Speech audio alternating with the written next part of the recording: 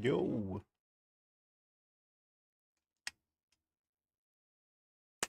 What's up, guys?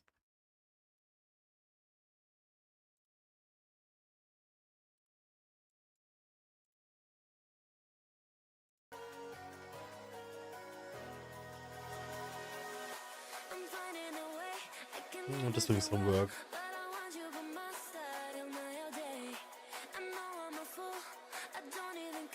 Maybe somebody come say hello.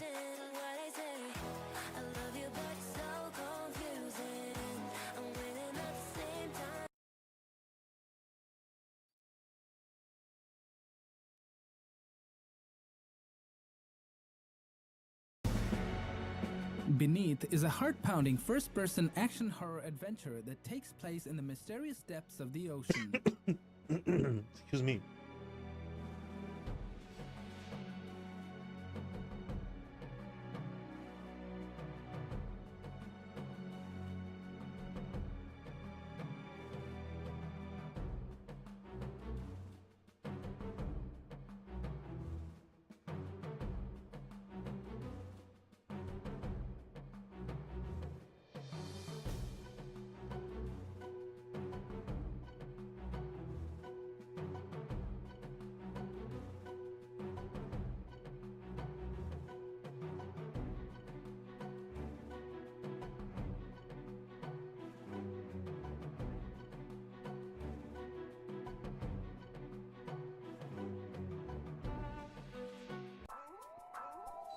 The Midnight Walkers is a horror FPS game set in an intense indoor environment in an isolated building.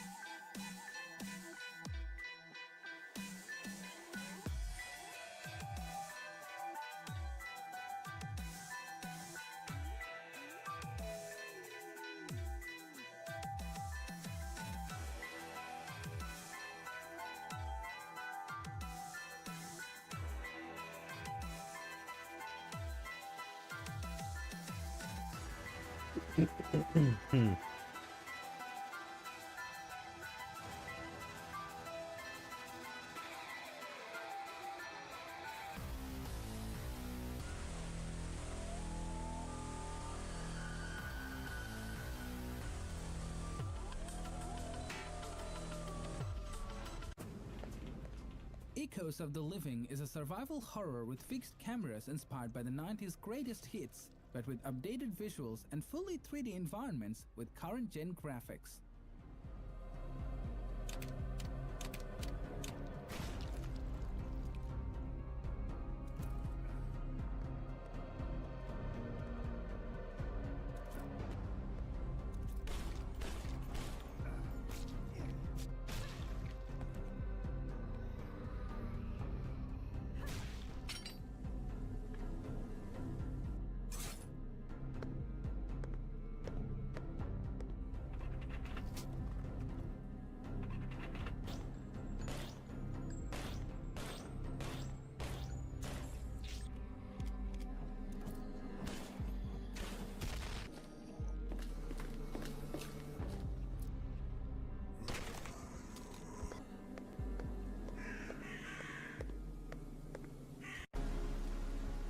Beautiful Light is a tactical first-person extraction shooter where 6 squads of 3 operators are tasked with entering, securing, and extracting an artifact in a hostile, horrific environment.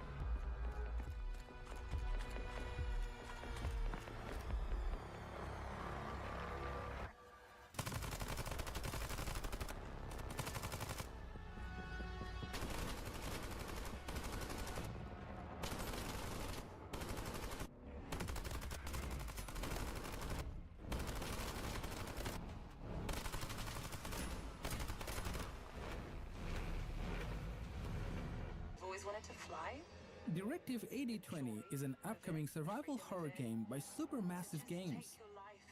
Players will experience immersive cinematic storytelling, emphasizing survival horror in a deep space environment.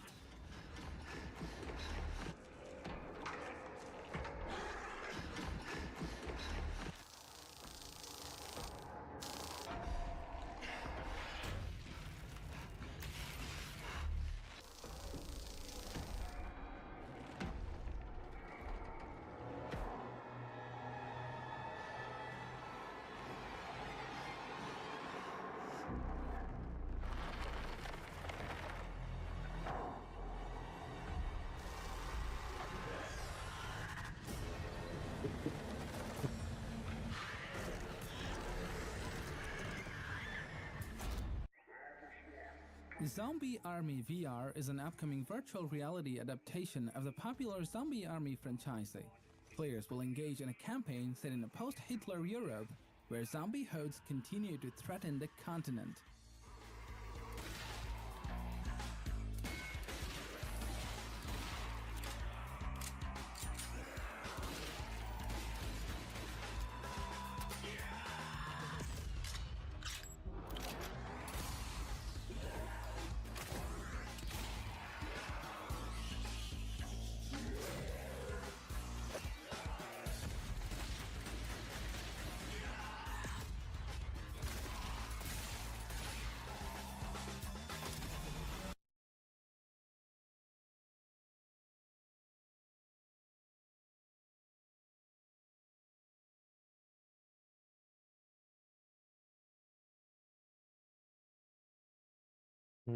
They muted? Yeah.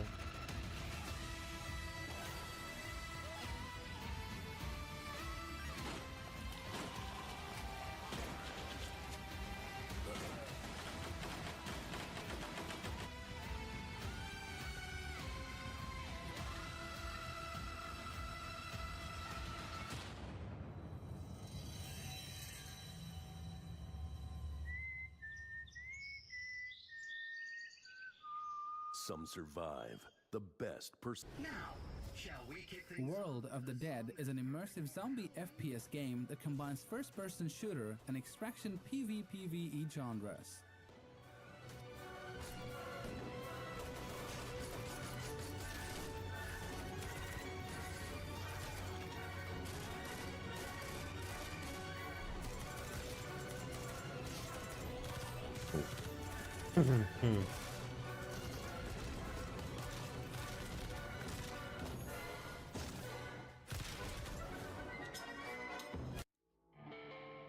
Zephyrland is an upcoming cooperative multiplayer zombie survival and crafting game set in a post-apocalyptic world.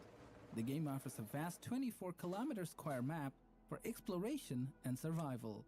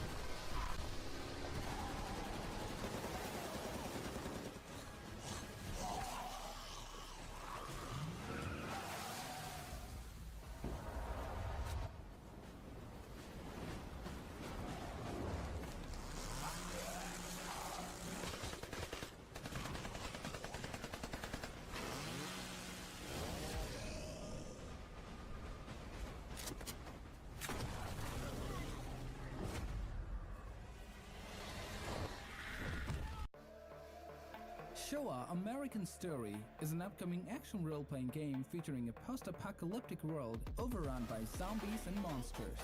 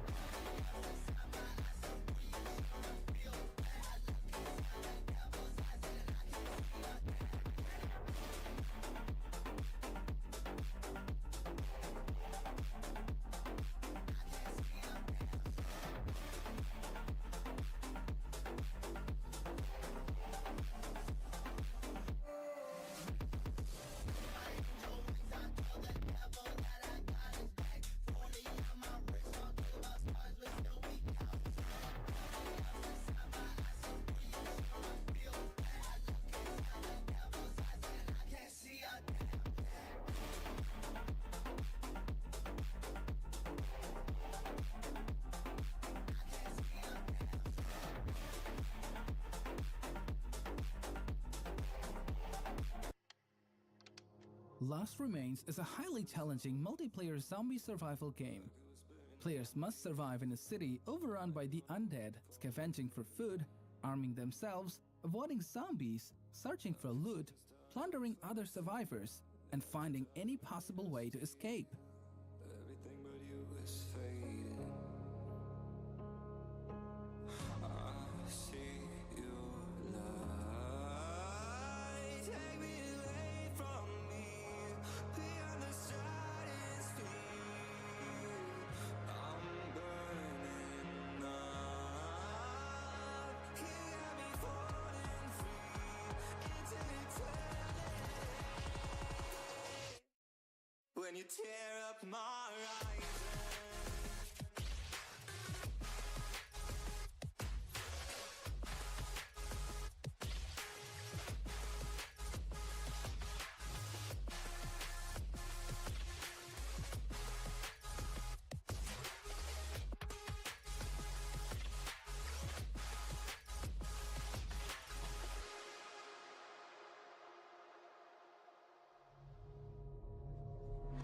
I've been used to breathing darkness.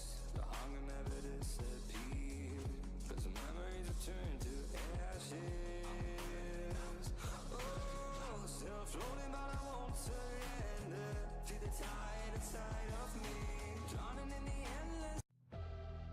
So Many Zombies is a fast-paced top-down shooter with roguelite elements that pits you against relentless waves of the undead.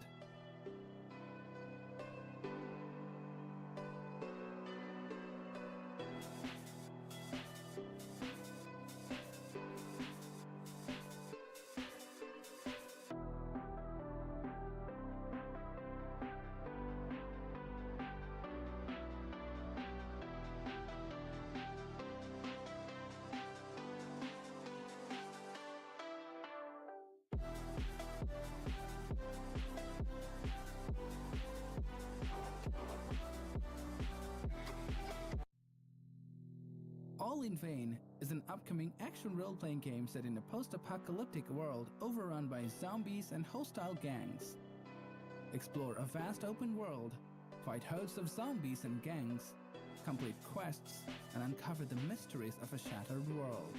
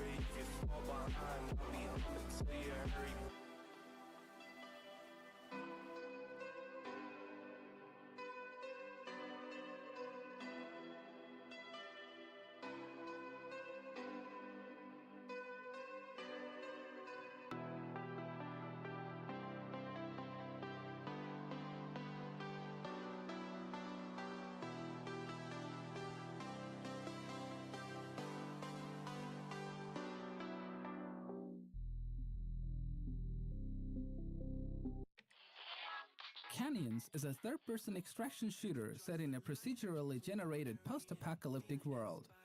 Fight for your existence in 4-player co-op or solo, control massive crawlers, build settlements for survivors, and conquer this savage world.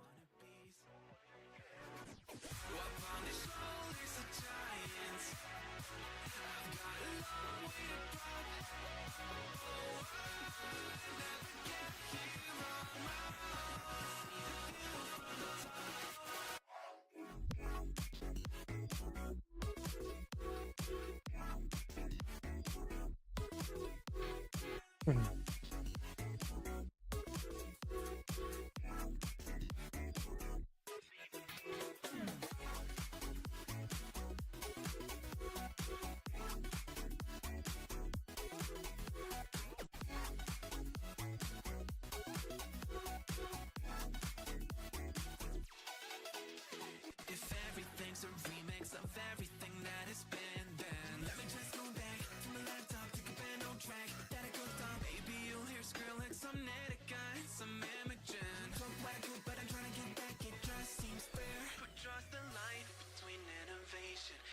and true.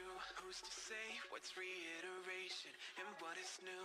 Who decides what a Retrieval is an upcoming cinematic horror action-adventure game set in a retro-futuristic base in the distant planet Rihalion. Players will navigate a ravaged world, facing relentless challenges and terrifying adversaries.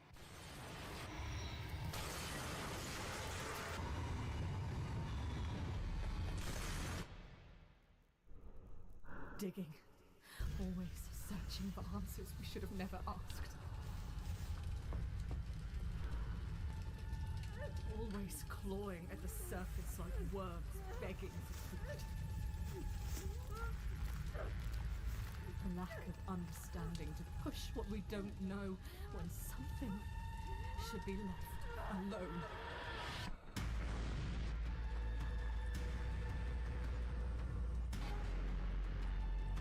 There's nothing we can do.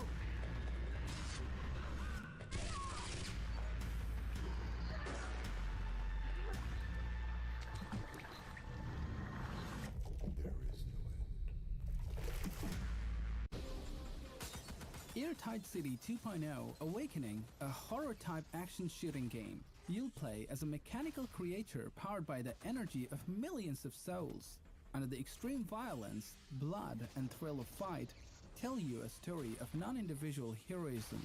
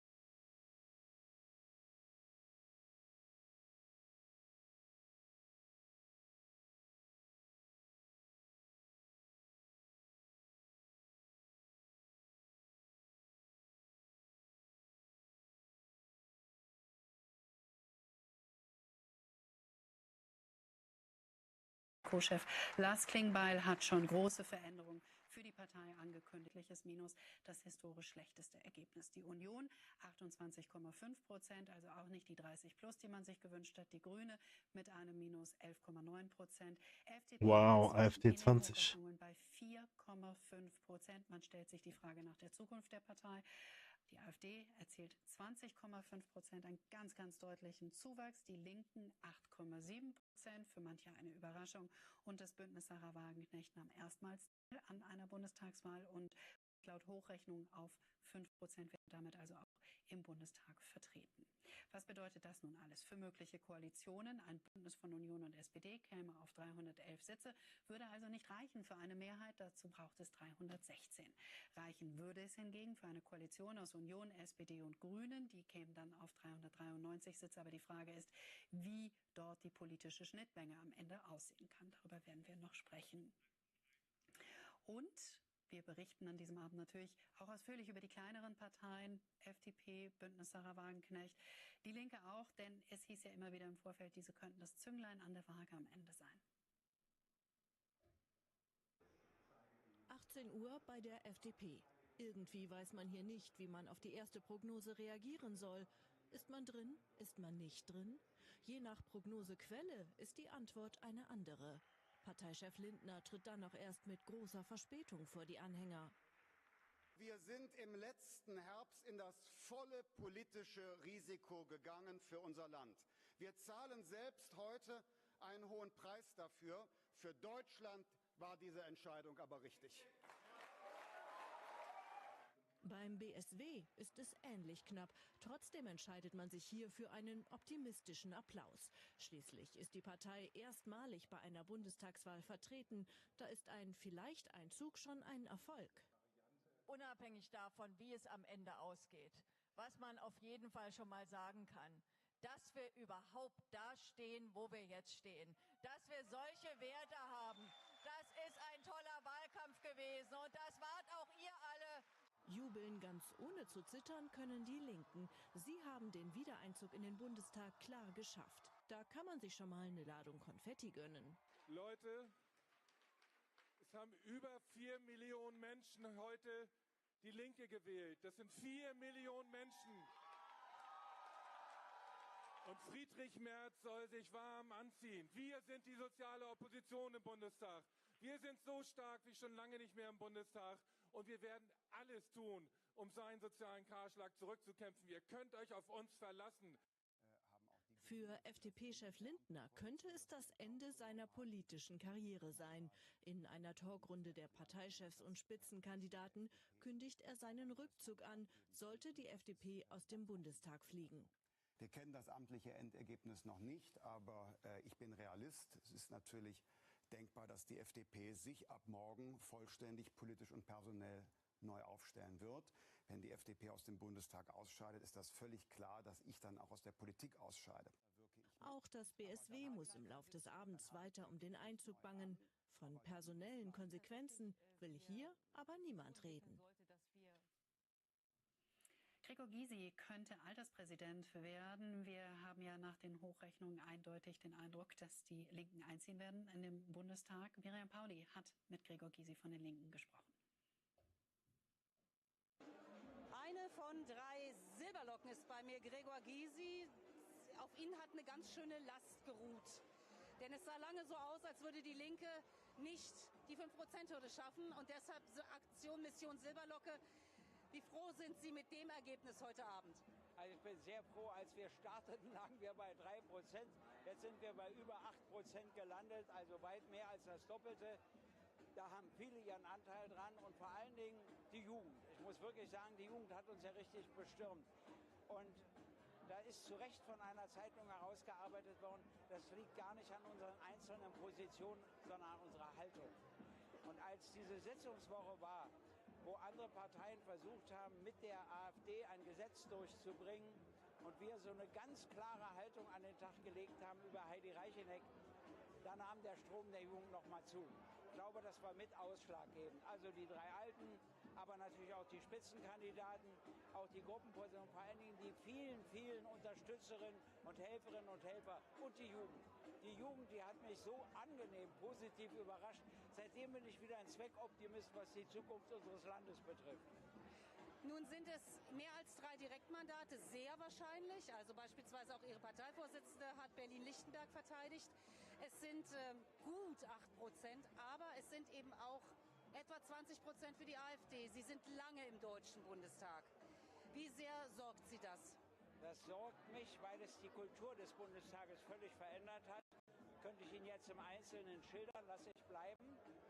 Und weil wir uns dass von außen Druck gegen Demokratie und Freiheit und Rechtsstaatlichkeit organisiert wird, über die neue Führung der USA und von innen. Und da müssen sich die wirklich demokratischen Kräfte, die können sich sonst streiten über Steuern, über alles, das spielt gar keine Rolle, zusammenfinden und sagen, das lassen wir nicht zu. Die autoritären Strukturen gelten leider als effizienter. Und wir müssen zeigen, dass eine Demokratie und Freiheit und Rechtsstaatlichkeit auch effizient ist, vor allen Dingen viel menschenwürdiger. Das ist das Entscheidende. Die Regierungsbildung, die wird jetzt nicht einfach. Sie haben gerade gesagt, die demokratischen Parteien müssen das alles konstruktiv mit begleiten, also auch die künftige Regierungsarbeit, sicher auch eine Linke. Wie wollen Sie das konstruktiv und kritisch mitbegleiten? Nein, wir werden natürlich die Regierung kritisieren, aber eben nicht maßlos. Das ist das Entscheidende. Und das Zweite ist, die Opposition muss immer versuchen, den Zeitgeist zu verändern. Wenn ihr das gelingt, setzt sie sich indirekt über die Mehrheit der Bevölkerung auch durch.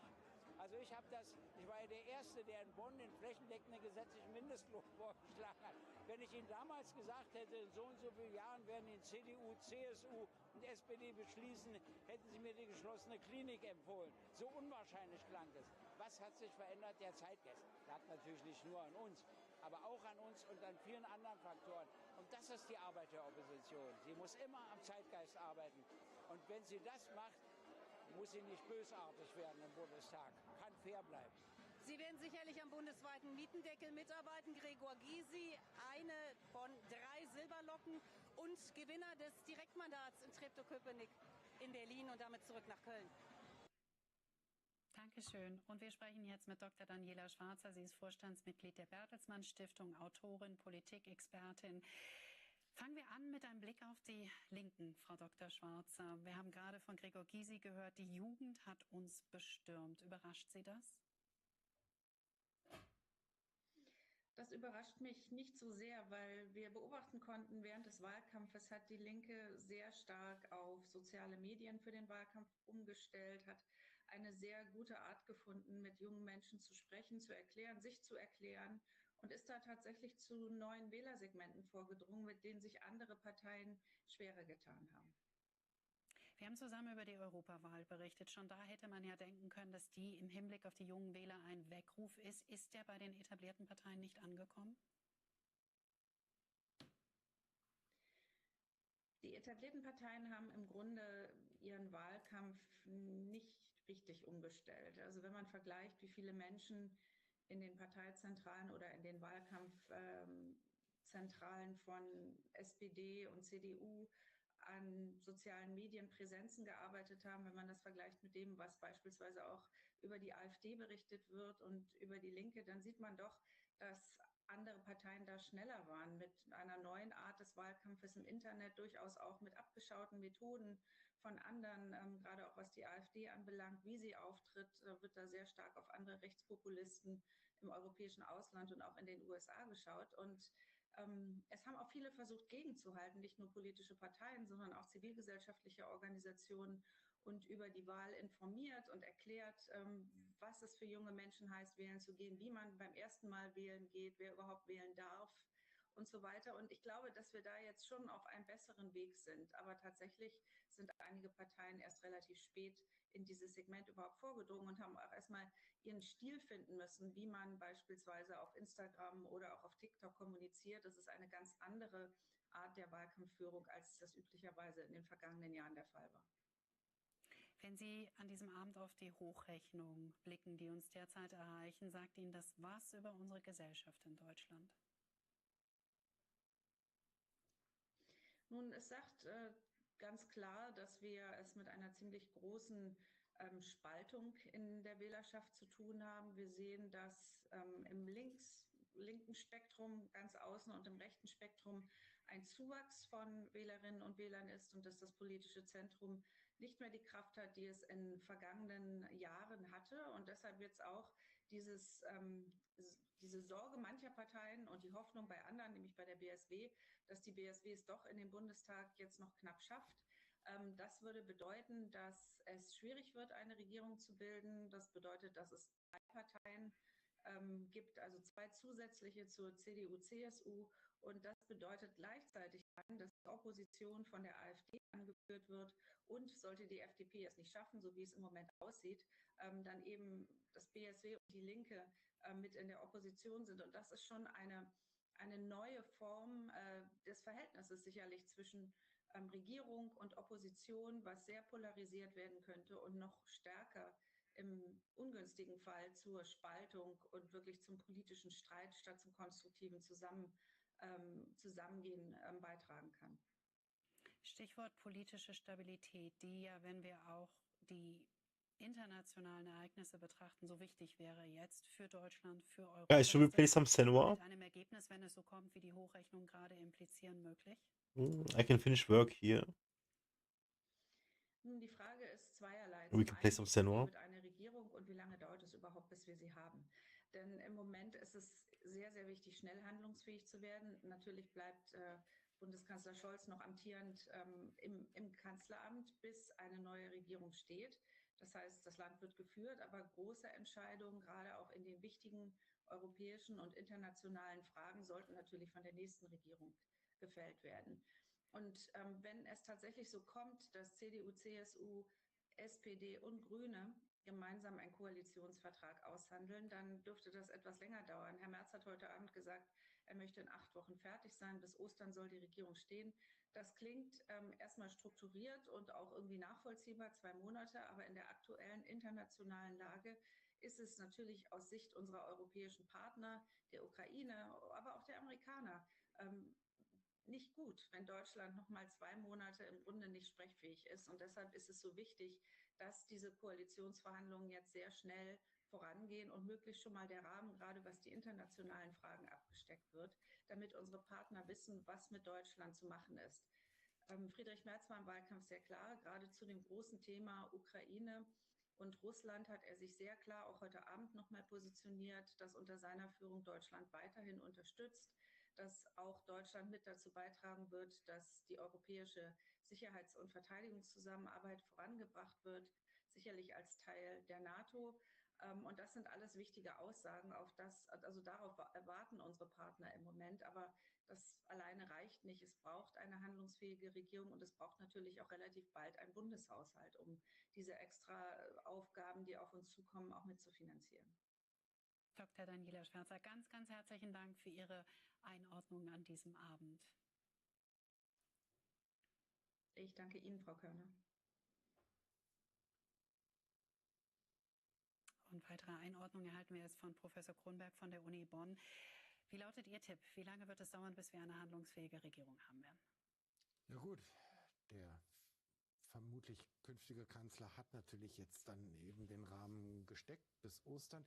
Es braucht natürlich jetzt einige Zeit. Wir haben immer wieder darauf hingewiesen, Frau Schwarze auch, das sind ja ehrlich gesagt auch ja 4 Parteien und nicht 3, weil wir bei der Union ja nochmal differenzieren müssen. Die CSU, die liegt ja doch sehr, sehr weit entfernt von den Grünen und umgekehrt. Das hat ja nicht nur was mit der Parteifarbe zu tun, sondern eben auch mit Inhalten. So, man muss sich da sortieren, die SPD gedemütigt durch das Wahlergebnis. Man sortiert sich also jetzt, man will sich programmatisch, das haben wir heute gehört, neu sortieren und dann müssen sich diese 4 sehr ungleichen Partner, das heißt, nicht in 4 Wochen funktioniert das. Umgekehrt, es wurde gesagt, wir haben es ja auch angesprochen, wir haben eben jetzt nicht ewig Zeit, sondern der Handlungsdruck ist groß. Es kommt sehr viel auf die Bundeswehr. Das heißt maximal bis Ostern, aber es wäre auch gar nicht realistisch jetzt zu sagen, das kriegen wir in 5 Wochen hin. Es könnte, Frau Körner, auch durchaus ja hilfreich sein, dass es jetzt diesen Druck gibt, also so problematisch er natürlich sachlich ist, die internationalen Krisen. Sie disziplinieren natürlich auch. Ich glaube, entscheidend wird sein, letzter Satz an der Stelle, dass man sich jetzt aber auch konzentriert, auch was die innenpolitische Agenda angeht, auf die Herausforderungen, die Probleme, die Themen, die den Menschen auf den Nägeln oder unter den Nägeln brennen und die auch dazu geführt haben, dass der Frust, dass die Stimmung im Land so ist, wie sie ist, die sich eben spiegelt darin, dass die AfD so hoch ist und dass auf der anderen Seite die Linken so profitiert haben und die Mitte zerbröselt. Was sind die größten Baustellen für die künftige Regierung und wo sehen Sie da die Schnittmenge von den Parteien, die möglicherweise eine Koalition formen könnten? Ich glaube, wir können zwei wichtige Themenbereiche rausgreifen. Das eine ist, was führt denn dazu, dass die AfD flächendeckend im Osten in Großmetropolen, das ist sicher, und gerade bei den jungen Wählern, Perspektivfrage, Wohlstandssicherung, wie geht es weiter, Inflation, reicht das Geld, die soziale Frage, die dann ja auch sehr schnell verbunden ist mit der Frage der sozialen Gerechtigkeit. Warum bekommen die das und das? Warum wird das Geld dafür ausgegeben und warum reicht es hier nicht? Also wirtschaftlich muss sich was tun und auf der anderen Seite natürlich das wichtige Thema, was ja ein originäres Erfolgsthema für die AfD war, mit Beginn 2015 eben die Migrationsthematik. Und das wissen wir ja nicht erst seit dem Wahlkampf, Auseinanderbrechen der Ampel, das wissen wir ja seit Jahren. Dann kam Scholz, wir müssen einen großen Schild abschieben. Das war Ankündigung, Rhetorik, in der Praxis wenig. Das Migrationsthema ist aus meinen Augen ein ganz, ganz wichtiges innenpolitisches Thema, wo man ran muss, was im Zweifelsfalle auch aus Mitteperspektive helfen könnte, das weitere Erstarken der AfD einzuhegen. Aber da liegt man natürlich zwischen Union und CSU und Grünen doch sehr, sehr weit auseinander. Aber hier würde ich sagen, das ist ein ganz zentrales Thema. Und dann gibt es natürlich weiter. Was wird aus der Schuldenbremse? Genau, und das ist natürlich dann auch, wenn wir über die Frage auch andere Themen, wir haben ja jetzt gar nicht über Verteidigungsanstrengungen sprechen können. Da gibt es natürlich eine ganze Menge. Mein Eindruck ist der, und wir haben es ja in diesen Wahlarenen auch erlebt, wie Friedrich Merz ja immer weiter, ein Stück weit von diesem apodiktischen Festhalten an der Ich glaube, man wird jetzt nicht hingehen und sagen, nee, die wird Makulatur und das lösen wir alles. Das wird man nicht tun, weil man will ja die seriöse, ordnungspolitische Stimme auch bleiben der Marktwirtschaft. Sondervermögen scheint für mich das Stichwort zu sein. Sondervermögen, so ein bisschen wie beim Beginn der Ampel, Beginn der Ukraine-Krieg. Ob es 100 Milliarden, nachher 200 Milliarden sind für verschiedene Dinge. Aber ich glaube, die Schuldenbremse wird man nicht grundsätzlich sozusagen abräumen, aber über ein oder mehrere Sondervermögen jetzt zu Beginn einer Legislaturperiode verschafft man sich den Haushaltsspielraum, um wirklich notwendige Investitionen auch tätigen zu können. Da sind wir auch bei Infrastruktur, da sind wir bei Schulen, da sind wir bei Bildung, da sind wir bei vielen Themen. Da hatte sich ja am Ende die Ampel auch selbst blockiert. Ich glaube, wir sind uns alle einig, dass die 2% vom BIP für die Verteidigungsausgaben nicht reichen werden in Anbetracht der derzeitigen Situation auch in Europa und auch im Hinblick auf das Verhältnis mit den USA. Wie viel Schützenhilfe kommt da jetzt auch vielleicht aus Brüssel auch, wo man ja auch schon gesagt hat, Frau von der Leyen, dass man da die Regeln für Verteidigungsausgaben lockern möchte im Hinblick auf Schulden möglicherweise? Das ist natürlich ein klares Signal der Kommissionspräsidentin, überhaupt der Kommission an eigentlich ja alle Mitgliedstaaten, dass man sagt, okay, ihr könnt das tun, also das restriktive, die Ordnung sozusagen, die Verträge vorschreiben mit Verschuldungsobergrenzen, das lockern wir an der Stelle.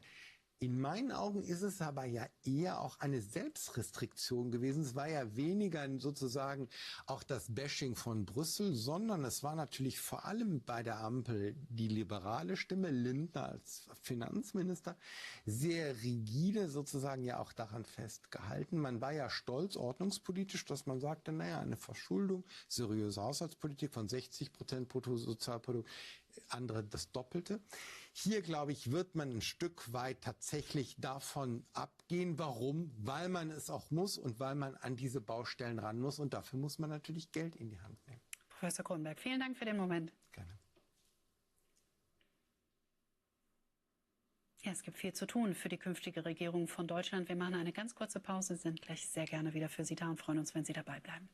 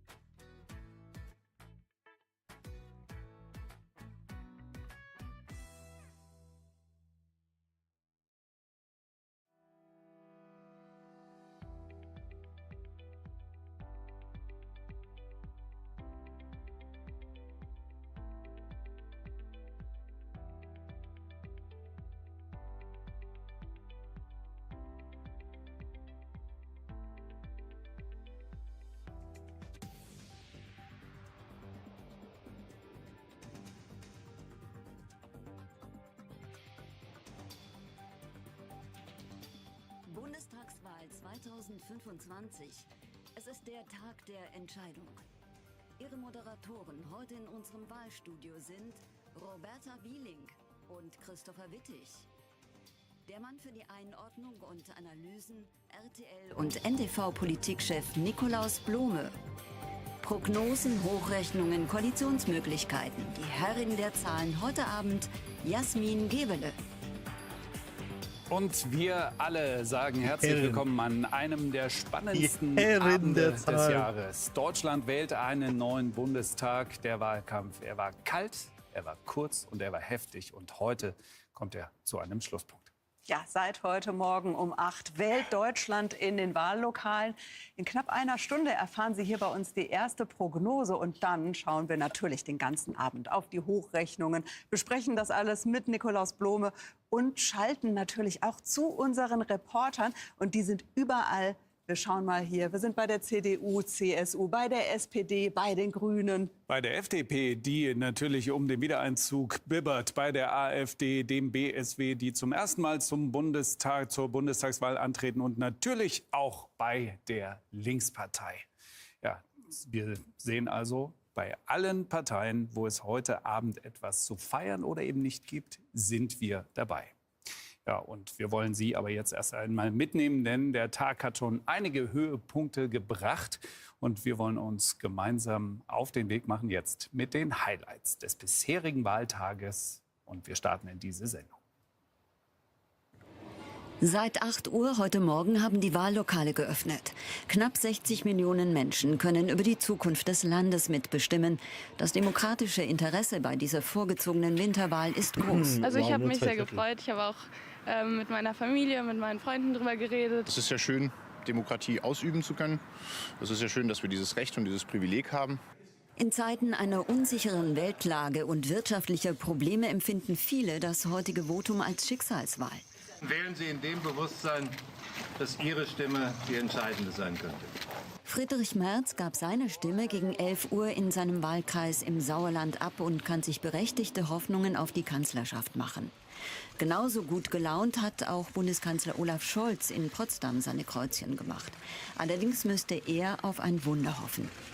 Nach dem Bruch der Ampel ist die Wechselstimmung vielerorts spürbar. Dass dieses Land jetzt gespalten ist, dass sich hoffentlich was ändert, dass das etwas besser wird. Jeder hat gewartet, dass endlich neue Wahlen gibt, dass da eine Kursänderung stattfindet. Deshalb wollte ich auch die Chance nutzen, zur Wahl zu gehen, einfach um auch über die Zukunft von unserem Land mitentscheiden zu können. Ob es nach der Wahl zu einer Zweierkoalition reicht oder ob sich wieder 3 Parteien zusammenraufen müssen, das hängt vom Abschneiden der Kleinen ab. Während sich bei der Linken in letzten Umfragen ein furioses Comeback andeutet, kratzen FDP und BSW an der 5%-Hürde. Die AfD unter Alice Weidel dagegen dürfte ein Rekordergebnis einfahren. Bis 18 Uhr sind die Wahllokale noch offen, danach wird ausgezählt. Ja, und dann wird's richtig spannend, Nikolaus Blome. Stichwort Spannung. Der Wahlkampf hat ja schon äußerst ungewöhnlich begonnen mit dem Bruch der Ampel und der Vertrauensfrage. Und auch heute spürt man doch, dass doch eine höhere Spannung in der Luft liegt als sonst. Woran und wahrscheinlich auch eine höhere Wahlbeteiligung. Ja. Ich glaube, es liegt daran, dass die Leute das Gefühl haben, es geht um irgendwas, um richtig viel sogar.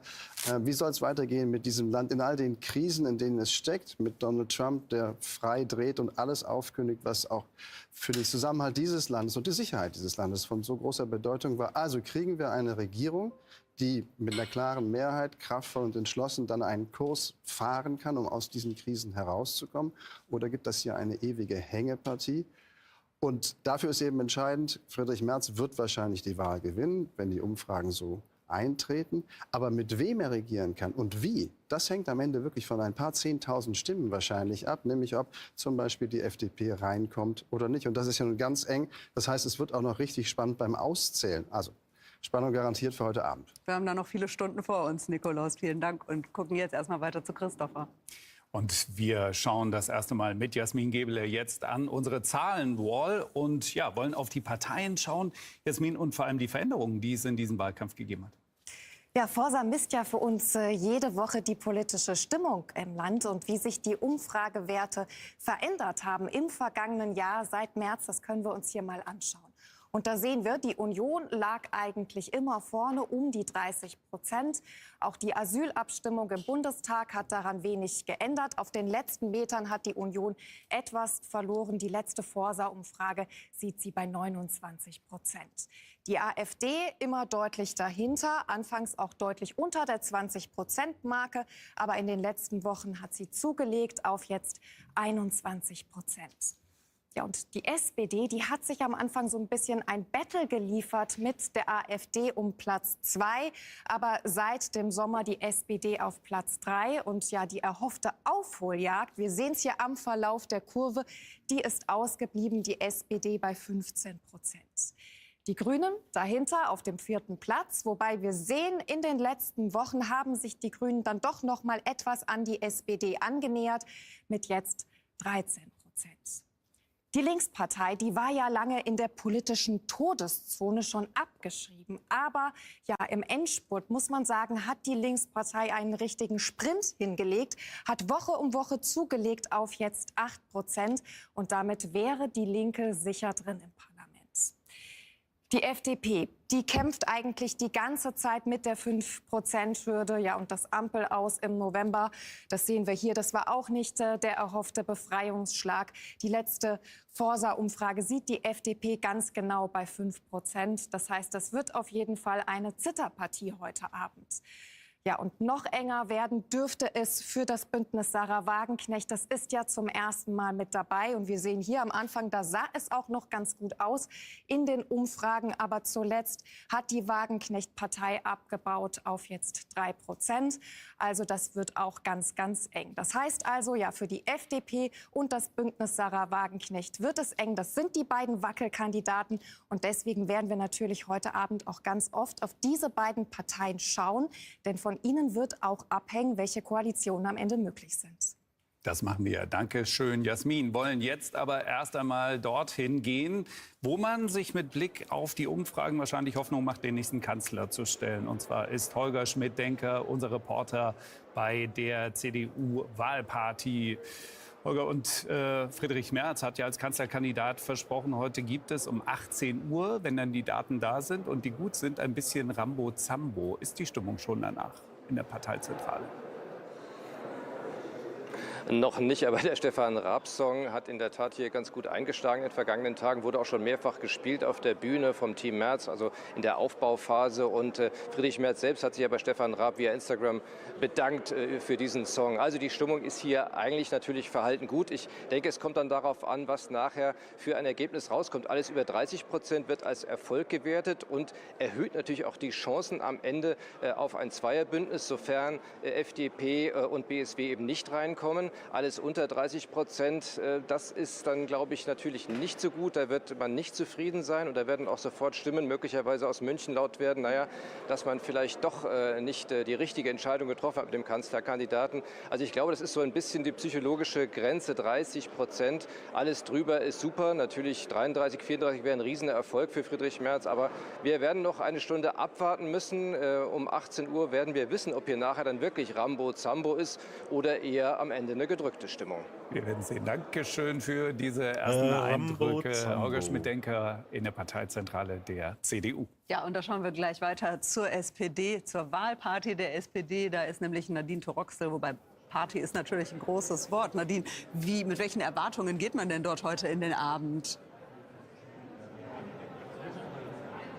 Also bei der SPD ist man von Rambo-Zambo ziemlich weit entfernt, kann man sagen. Hier ist eine ziemlich große Anspannung, eben auch mit Blick auf die Umfragen, wo die SPD zuletzt bei 15% lag. Das würde eben bedeuten, dass die Sozialdemokraten ihr historisch schlechtestes Ergebnis einfahren.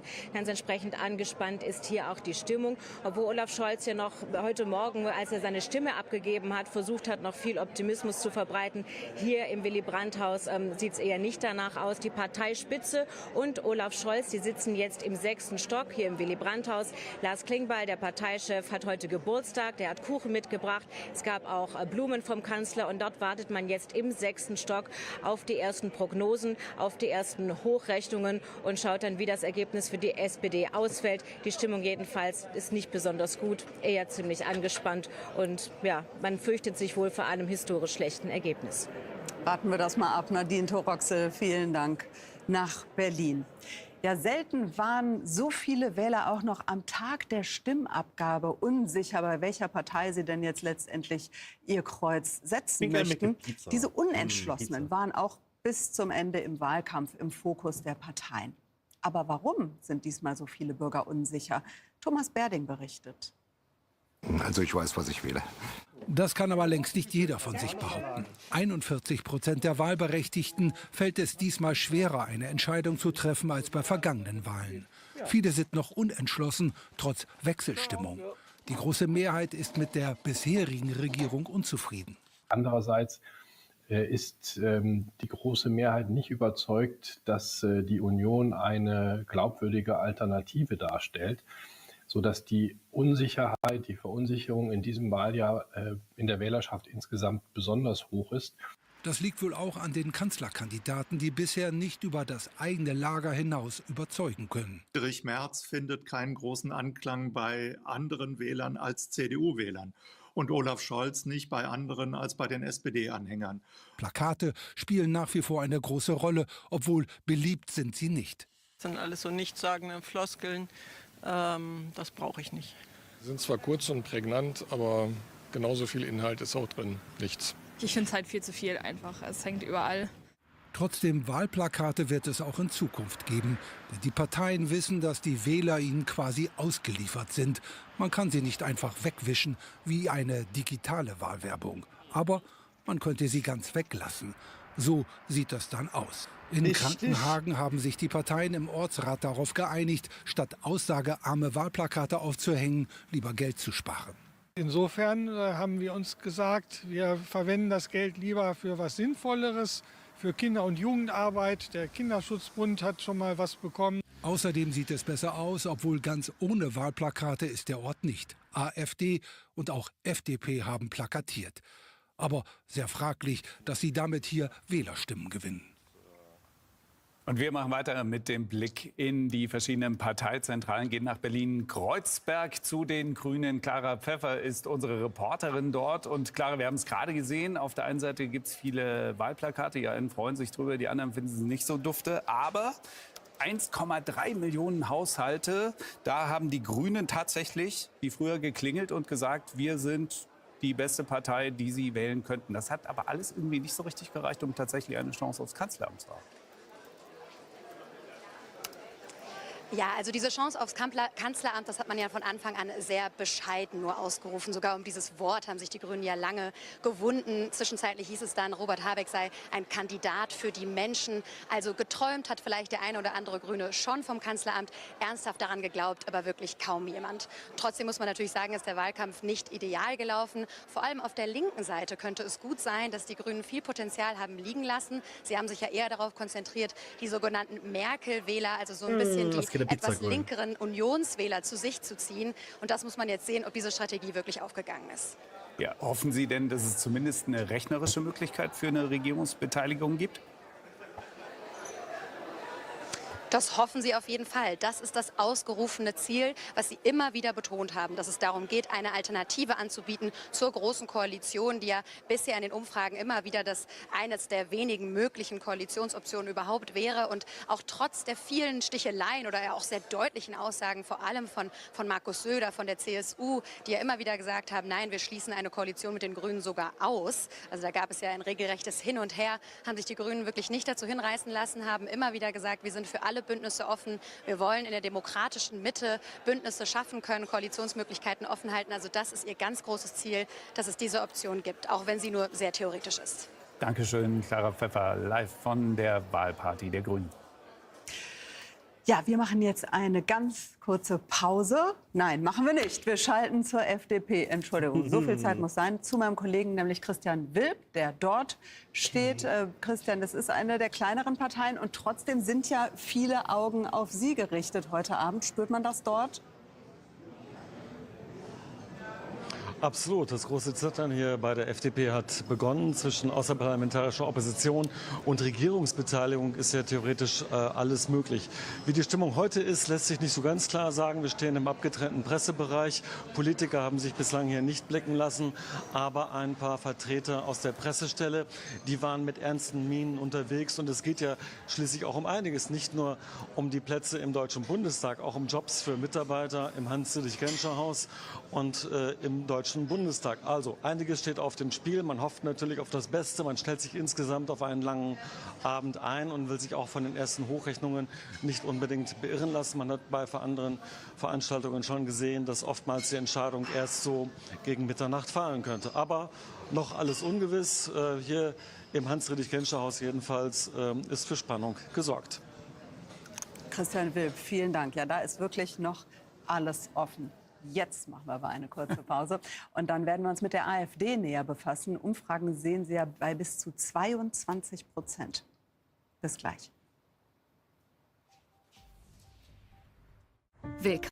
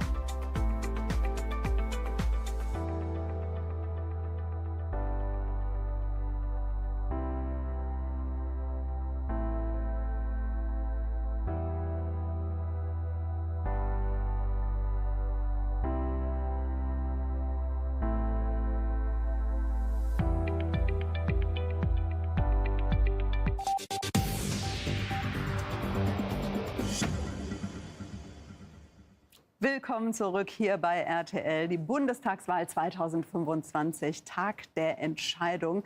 Ja, noch eine gute halbe Stunde, dann erwarten wir hier auch schon die ersten Prognosen. Und vor uns sehen Sie den Reichstag. Und heute Abend geht es darum, wer von hier aus unser Land regieren wird die nächsten Jahre. Tatsächlich. Und der Bundestag, also die Sitze, werden weniger sein als bisher. Nach der Wahlrechtsreform gibt es nämlich insgesamt nur noch 630 Abgeordnete. Und jetzt wollen wir auf eine Partei schauen, die mutmaßlich, glaubt man in Umfragen, die zweitplatzierte Partei heute wird und gleichzeitig in 3 Bundesländern laut Verfassungsschutz als gesichert rechtsextrem eingestuft wird. Wir reden von der AfD. Tom Kolmer mit einem Blick auf diese Partei. Die AfD und Alice Weidel wandern in luftiger Höhe. So wahr mir Gott helfe. Erstmals stellt die Partei eine Kanzlerkandidatin. Ohne jede Chance auf eine Koalition, nicht mehr als Symbolik. Doch mit einer klaren Message. Wir sind bundesweit in den Umfragen zweitstärkste Kraft. Und daraus leiten wir ganz klar einen Regierungsanspruch ab. Da muss sie selber lächeln. Jede andere Partei hat das klar ausgeschlossen. Aber über die vergangenen Monate wurde die AfD immer stärker. Im Mai liegt sie noch bei 15%. Nach dem Ampelaus klettert sie auf 18%. Bei der letzten RTL-Umfrage erreicht die AfD 21%. Es wäre eine Verdoppelung im Vergleich zu 2021. Weidel platzt vor Selbstbewusstsein. Beim Parteitag in Riesa tritt sie den ganz Rechten in ihrer Partei mit offenen Armen entgegen. Und ich muss Ihnen ganz ehrlich sagen, wenn es dann Remigration heißen soll, dann heißt es eben Remigration. Remigration. Für Weidel ist der Begriff lange ein Tabu. In rechtsextremen Kreisen meint er auch die Ausweisung von Deutschen mit Migrationshintergrund. Jetzt taucht er im AfD-Wahlprogramm auf. Trotzdem, im Januar bringt Friedrich Merz die Brandmauer zum Wanken. Erstmals verhilft die AfD einem Antrag im Bundestag zur Mehrheit. Im RTL-Quadrell grenzt sich der CDU-Chef klar von der AfD ab. Sie sind eine rechtsradikale Partei, zum großen Teil rechtsextremistisch. Und mit dieser Partei wird es keine Zusammenarbeit geben. Die AfD wird in der Opposition bleiben und dort so stark sein wie noch nie. Martin Schmidt ist unser Reporter live auf der Wahlparty der AfD in Berlin-Reinickendorf. Gehen wir dorthin und fragen Martin, du warst ja auch bei der vergangenen Wahl schon bei der Wahlparty der AfD. Was ist dieses Mal anders? Naja, es ist deutlich enger hier, was die Journalisten angeht. Damals waren es vielleicht 6, 7 andere Live-Reporter neben mir auf dem Podest. Jetzt sind wir hier so 20 bis 30, die live berichten. Journalisten aus der ganzen Welt. Aber klar, wenn in Deutschland eine Partei zweitstärkste Kraft werden kann, die in Teilen gesichert rechtsextrem ist, das sorgt natürlich für Aufmerksamkeit. Wir sind hier eine halbe Stunde vom politischen Zentrum entfernt, zwar noch in Berlin, aber eben weit draußen, gleich neben dem Märkischen Viertel. Das hat Sido damals als mein Blog besungen. Wir sind ja im Gewerbegebiet, da hat die AfD so ein paar Büroräume angemietet. Seit 2017 hat sie es bislang nicht geschafft, sich eine richtige Parteizentrale einzurichten. Und genau so merkt man das dann auch, deswegen ist es dann auch hier sehr kuschelig. Dankeschön, Martin Schmidt, für diesen ersten Eindruck von der Wahlparty der AfD. Ja, und dann wechseln wir das politische Lager und schauen auf 2 Parteien, die vom entgegengesetzten Lager kommen. Wir reden über die Parteien aus dem linken Parteienspektrum, die von dort ihre Wählerinnen und Wähler gewinnen wollen. Wir schauen auf die Linkspartei und das BSW. Sie wollen die Linke retten. Bodo Ramelow, Gregor Gysi und Dietmar Bartsch. Die Mission der 3 Silberlocken: 3 Wahlkreise gewinnen, damit die Linke sicher im nächsten Bundestag sitzt, sollte die Partei doch noch unter die 5%-Hürde rutschen. Was zuerst wirkte wie der letzte verzweifelte Versuch einer sterbenden Partei, funktioniert plötzlich, vor allem in den sozialen Medien. Die Linke setzt auf das Thema Mieten und auf klare Kante gegen rechts. Als ganz Deutschland über die Brandmauer spricht, kann sie punkten. Spitzenkandidatin Heidi Reicheneck. Ihre Rede wird in den sozialen Medien millionenfach angeschaut. Aller politischen Differenzen zum Trotz hätte ich mir niemals vorstellen können, dass eine christlich-demokratische Partei, diesen Dammbruch vollzieht und mit Rechtsextremen paktiert. Das ist es, was sie tun. Anders als bei SPD und Grünen ist bei der Linken klar, sie machen's nicht mit Merz. Sie wollen auch keine striktere Migrationspolitik. Alleinstellungsmerkmale, die vor allem junge, urbane Zielgruppen ansprechen. Die Säle sind plötzlich wieder voll. Im letzten RTL-NTV-Trendbarometer vor der Wahl steht die Linke bei 8%. Für das Bündnis Sarah Wagenknecht sieht es mit 3% dagegen düster aus. Wagenknecht, früher Idol der Linken, könnte sich mit ihrer Abspaltung verkalkuliert haben. Nach einem kometenhaften Start mit vielen Wahlerfolgen, vor allem im Osten, droht dem Parteien-Start-up nun der Absturz, der Wagenknechts Karriere beenden könnte. Also uns bläst der Wind ins Gesicht, weil wir wirklich stören. Deswegen werden wir teilweise auch runtergeschrieben. Ich hoffe, dass die Menschen sich davon nicht beeindrucken lassen. Im Wahlkampf hat sie Mühe, durchzudringen. Wagenknechts wichtigste Trümpfe, das Friedensnarrativ und der Widerstand gegen Waffenlieferungen an die Ukraine, das wird längst umgesetzt vom neuen US-Präsidenten Trump. Bei dem außenpolitischen Kurs wird es sowohl für die Linke als auch das BSW schwierig, einen Koalitionspartner zu finden. Und wir schauen jetzt aber zur Linken. Miriam Pauli ist dort auf der Wahlparty. Ja, ein Riesenerfolg. In den letzten Wochen sind die Zahlen noch mal so nach oben gegangen. Da richtet man sich jetzt wohl auf eine lebhafte Party gleich ein, oder? Oh ja, ich glaube, das könnte eine sehr lebhafte Party werden. Hier in Treptow-Köpenick, wo eine der 3 Silberlocken, Gregor Gysi, das Direktmandat wiederholen möchte, um seiner Partei auf jeden Fall gemeinsam mit den beiden anderen Silberlocken den Einzug in den Bundestag sicherzustellen, den Weg zu ebnen. Aber es könnte alles ganz anders kommen. Wir haben es gehört im Beitrag. Die Umfragen, die sind in den vergangenen Wochen wirklich hochgegangen, nachdem die Linke wirklich fest betoniert war, über Wochen und Monate bei 3%, teilweise nicht mehr messbar. Ja, das waren die Themen, denke ich, auf die die Linke gesetzt hat. Das Thema Mieten, das Thema Preise, soziale Gerechtigkeit, weniger die Migration. Da haben alle anderen drauf gesetzt. Die Linke hat sich an die Menschen gewandt. Sie ist auf die Menschen zugegangen, auch mit Haustürgesprächen. 550.000 davon hat es gegeben, mehr als 500.000. Also man ist abgekämpft, man hat gekämpft und man hofft, dass man heute Abend hier die Früchte für diesen wirklich sehr, sehr harten Wahlkampf wird ernten können. Danach sieht es im Moment ja durchaus aus. Miriam Pauli, vielen Dank und bis später.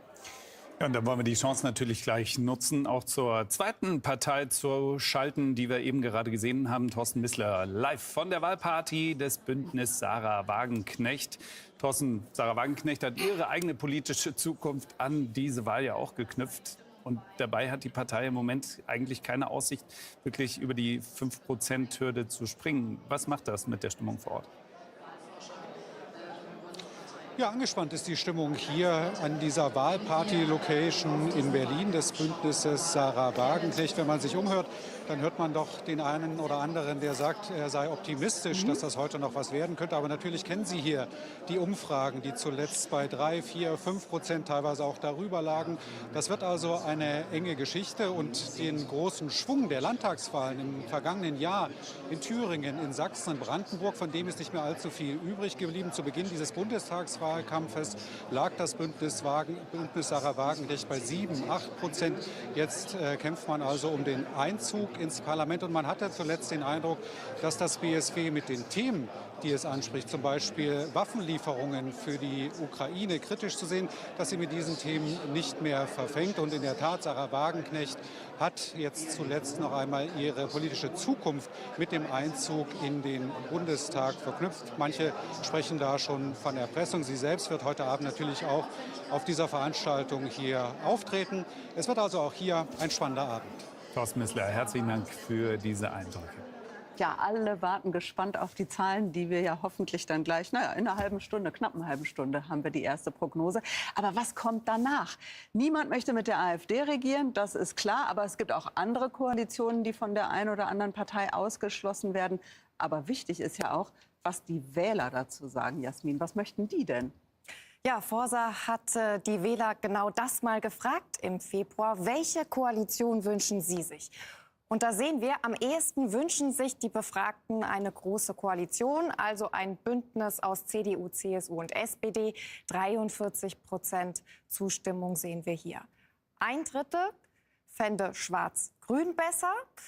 Ja, und wir sehen 17%, die wünschen sich eine Koalition aus Union und AfD. Aber diese Koalition, Roberta hat es gerade gesagt, hat die Union ja bereits klipp und klar ausgeschlossen. Tja, aber ob sich die Wünsche erfüllen, das müssen wir noch mal abwarten. Denn viel hängt ja auch davon ab, was am Ende überhaupt möglich sein wird. Ein wahres Wort. Dankeschön, Jasmin. Ja, und wir wollen jetzt noch einmal auf die beiden Hauptfiguren schauen. Olaf Scholz von der SPD und Friedrich Merz von der CDU. Ihre letzten Minuten des diesjährigen Wahlkampfs. Samstagvormittag auf einem Wochenmarkt in Potsdam. Noch ein Tag bis zur Wahl. Der Kanzler hat was mitgebracht. Keine tollen Umfragewerte, aber frisch gebackene Brötchen. Die Stimmung ist gut. Das Wetter ist auch gut. Alles fein. Es ist der Wahlkreis von Olaf Scholz. Gekämpft wird um jede Stimme bis zur letzten Minute. Ich bin überzeugt, es wird diesmal so sein, dass ganz viele sich erst im Wahllokal entscheiden. Auch das ist was ganz Besonderes. Hat natürlich mit dem kurzen Wahlkampf, aber auch mit den großen Herausforderungen zu tun, die wir alle gemeinsam zu bewältigen haben. Und ich bin ganz sicher, am Ende werden ganz viele sich entscheiden, dass sie ihr Kreuz und ihre Kreuze bei der SPD machen. Samstagnachmittag München. Unionskanzlerkandidat Friedrich Merz mit viel Täteretete beim Wahlkampfabschluss. Schützenhilfe vom bayerischen Ministerpräsidenten, bei Bier und Brezen den letzten Schub holen. Die Union ziemlich siegessicher. Es sind noch knapp 26 Stunden. Dann ist die Ampel endgültig Geschichte. Und morgen gewinnen wir die Bundestagswahlen in Deutschland. Dann hat dieser Spuk mit dieser Regierung endlich ein Ende. Mit Spuk verbinden sie hier etwas ganz anderes, den Rechtsruck. Gegen den gingen im Wahlkampf Tausende auf die Straßen. Schon seit Wochen wird protestiert, auch das gehörte zum Wahlkampf. Ein Wahlkampf, der oft Grenzen überschritt, ob Tortenattacke aus Seifenschaum oder Schützenhilfe für die Rechten von US-Tech-Milliardären. Heute dann zählt es. Ein kurzer, kalter und zuweilen ziemlich giftig geführter Wahlkampf geht zu Ende. Und viele haben ja schon im Vorfeld gewählt, per Briefwahl. Da hat man dann die Sicherheit, dass am Wahltag selbst nichts mehr dazwischenkommen kann. Meine Kollegin Viktoria Enzenauer ist live im Briefwahlzentrum in Frankfurt. Viktoria, wir haben heute Mittag schon gehört, um 14 Uhr war ja schon die Wahlbeteiligung extrem hoch, bei 52%, wohingegen sie 2021 ja nur bei 36,5% war um diese Uhrzeit. Merkt man das auch an der Anzahl der Briefe, die dort eingegangen sind? Ist die Briefwahlbeteiligung auch so hoch? Ja, das lässt sich nicht genau sagen. Hier in der Stadt Frankfurt in der Messehalle sind 1200 Wahlhelferinnen und Wahlhelfer, um die Briefwahlunterlagen auszuzählen. Und in diesem Jahr wurden in Frankfurt tatsächlich etwas weniger Briefwahlunterlagen beantragt als zuvor.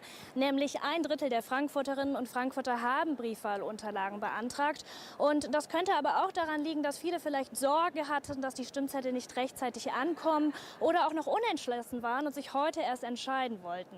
Die Stadt Frankfurt geht nämlich selbst von einer hohen Wahlbeteiligung aus. Das liegt auch an dem guten Wetter heute. Da geht der ein oder andere doch noch mal ins Wahllokal bei einem Spaziergang.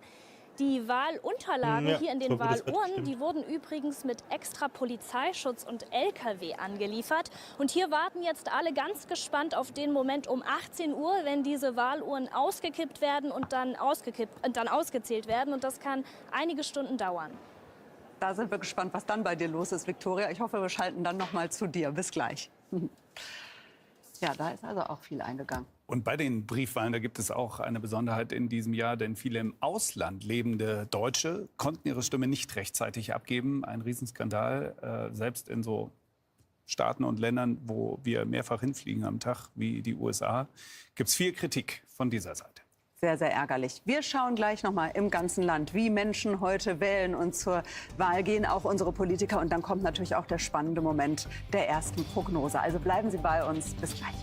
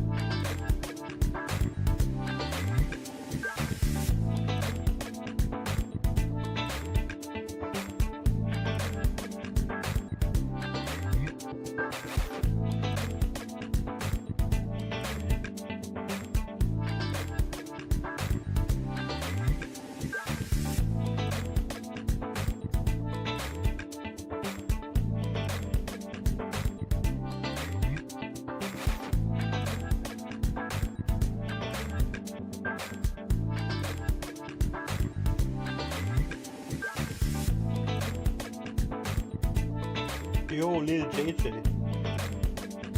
Are you here too?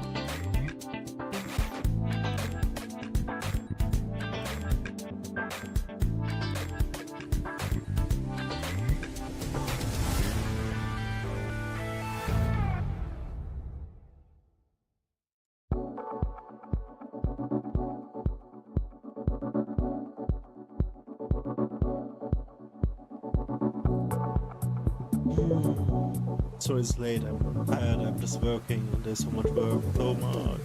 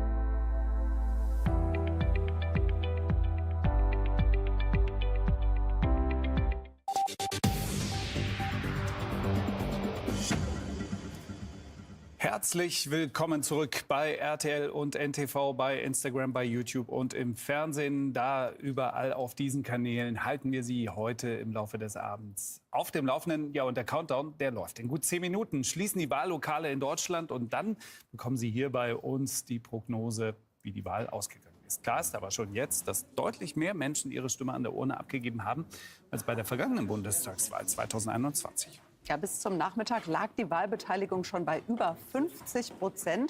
Bei den Umfragen lag die Union mit Kanzlerkandidat Friedrich Merz zuletzt mit rund 30% vorn, gefolgt von der SPD von Kanzler Scholz mit 15%. Ja, und spannend wird sein, ob die FDP und das Bündnis Sarah Wagenknecht den Sprung über die 5%-Hürde schaffen. Davon hängt dann ab, ob eine Regierungskoalition aus nur 2 Parteien möglich wäre oder ob es eben 3 sein müssen, was ja weder die Wähler noch die Politiker favorisieren würden. Ja, und in Amerika vor allem sagen immer viele, it's the economy stupid, was so viel bedeutet. Am Ende geht es in Wahlkämpfen immer um die Wirtschaft. Wie steht es um die deutsche Wirtschaft? Wir haben die wichtigsten Fakten zusammengetragen. Zehntausende VW-Mitarbeiter gingen im Herbst auf die Straße aus Angst um ihre Jobs. Ausgerechnet VW, eines der deutschen Vorzeigeunternehmen. Das zeigt, Made in Germany steckt in der Krise. Die Wirtschaft wächst nicht, sie schrumpft. 2023 ging die Wirtschaftsleistung um 0,3% zurück, 2024 um 0,2%. Für dieses Jahr rechnet die derzeitige Bundesregierung noch mit einem Mini-Wachstum von 0,3%. Wir haben eine tiefe Wirtschaftskrise, die tiefste, an die ich mich in meiner Laufbahn erinnern kann. Ich habe so eine schlechte Stimmung noch nie erlebt. Die Industrie beklagt eine ausufernde Bürokratie und hohe Energiepreise. Die Exporte, besonders wichtig für die deutsche Wirtschaft, gingen im vergangenen Jahr erneut zurück. Zölle auf EU-Waren, wie Donald Trump sie androht, würden deutsche Unternehmen besonders hart treffen. Langsam macht sich das auch am Arbeitsmarkt bemerkbar. Die Arbeitslosenquote steigt seit 2022 an, auf jetzt 6,4%. Fast 3 Millionen Menschen sind ohne Arbeit. Andererseits, 46 Millionen Menschen haben einen Job. Das ist Rekord. Und 630.000 Stellen sind unbesetzt. Viele Unternehmen klagen weiter über Fachkräftemangel. Deshalb wird auch über das Bürgergeld diskutiert, denn viele sind überzeugt, dass es Menschen davon abhält, eine Arbeit aufzunehmen. Ja, und dann wollen wir jetzt noch mal zu Holger Schmidt-Denker gehen, unser Reporter im Konrad-Adenauer-Haus der Parteizentrale der CDU. Und Holger, vor allem die Wirtschaft ist ja das Thema, das die CDU auf ihre Fahnen schreibt und sagt, da müssen wir ran, da müssen wir viel verändern. War es auch eins der wichtigsten Themen in diesem Wahlkampf? Ja, das war eigentlich der Plan. Das hat ja auch Friedrich Merz im Herbst noch gesagt, dass er voll auf den Wirtschaftswahlkampf setzt. Und dann kamen die diversen Anschläge. Und es war klar, dass Migration sich in den Vordergrund drängen würde. Spätestens nach Aschaffenburg und dann eben auch bei dem Anschlag natürlich Magdeburg, München. Also diese Anschläge haben das Ganze natürlich verändert, haben da die Stimmung auch gedreht im Lande. Und es war klar, dass die Union, dass die CDU und Friedrich Merz hier reagieren würden. Die Frage ist halt, und das wird man erst im Nachgang beantworten können, ob die Art und Weise, wie reagiert wurde, wie man Migration in den Vordergrund gestellt hat, bis hin zu den Abstimmungen dann eben im Bundestag, wo man in Kauf genommen hat, dass die AfD dann die CDU unterstützt. Wir haben es ja vorhin schon in den Beiträgen gesehen, das kam natürlich nicht bei allen gut an. Auch übrigens nicht bei der CDU kam das auch nicht bei allen gut an. Und die Frage ist, welche Auswirkungen hat es am Ende auf das Wahlergebnis, auf die Wählerentscheidung? Das werden wir natürlich dann in einer guten Viertelstunde wissen. Aber man ist sich hier natürlich trotzdem nach wie vor sicher, dass man hier beim Wahlsieger ist. Die Frage ist nur, wie hoch wird der Wahlsieg ausfallen? Über 30% wäre gut für Friedrich Merz, unter 30% ist so eine magische Grenze so ein bisschen. Da wird man dann sich nur verhaltener freuen können, denn dann steigt natürlich auch die Chance, dass es auch nicht reicht für ein Zweierbündnis. Hängt natürlich auch davon ab, ob die FDP reinkommt, ja, nein. Also alle Unwägbarkeiten und wir werden wahrscheinlich auch gegen 18 Uhr das noch nicht wissen, wohin die Reise geht heute Abend. Es könnte ein langer Wahlabend werden. Und wir haben Geduld mitgebracht und danken für den Moment Holger Schmidt-Denker. wollen jetzt das Thema aber noch mal weiten mit Nikolaus. Genau. Die ganze Zeit war im Wahlkampf ja schon klar, dass den Deutschen gerade das Thema Wirtschaft besonders am Herzen liegt. Was hat denn deiner Meinung nach die CDU diesbezüglich jetzt richtig gemacht, dass sie da so vorne liegt? Na, es gibt eine generelle Unterstellung, dass die CDU/CSU irgendwie wirtschaftskompetent ist. Das war eigentlich immer so, bis auf die letzte Wahl 2021.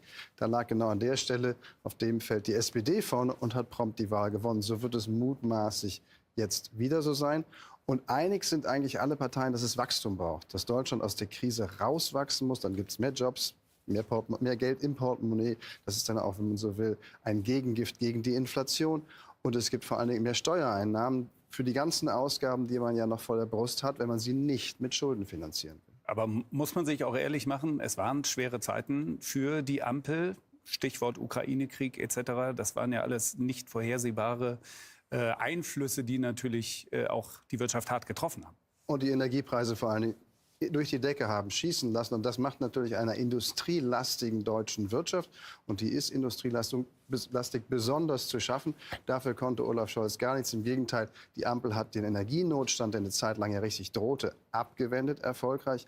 Und trotzdem hat sie die Wirtschaftskrise, also dieses langsame Sinkflug bis in die Negativwerte, in die Minuswerte beim Wachstum, zu lange geleugnet und zu spät erst angefangen, dagegen was zu machen. Auch das trägt der Oppositionspartei zu. Und das ist nun mal CDU, CSU gewesen in den letzten 3 Jahren. Jetzt gehen ja in den Parteien die Meinungen sehr weit auseinander, wie man jetzt zu mehr Wachstum kommt. Gibt es denn einen Gedanken der CDU, wo du sagen würdest, das lässt sich vereinen mit zum Beispiel der Idee der SPD? Oder läuft es da nicht direkt wieder auf große Auseinandersetzungen hinaus? Das ist ziemlich so. Die einen möchten die Steuern senken und die anderen möchten, das ist dann die SPD, versuchen, dass der Staat in Anführungsstrichen das Wachstum kauft durch ein sehr, sehr großes Investitionsprogramm.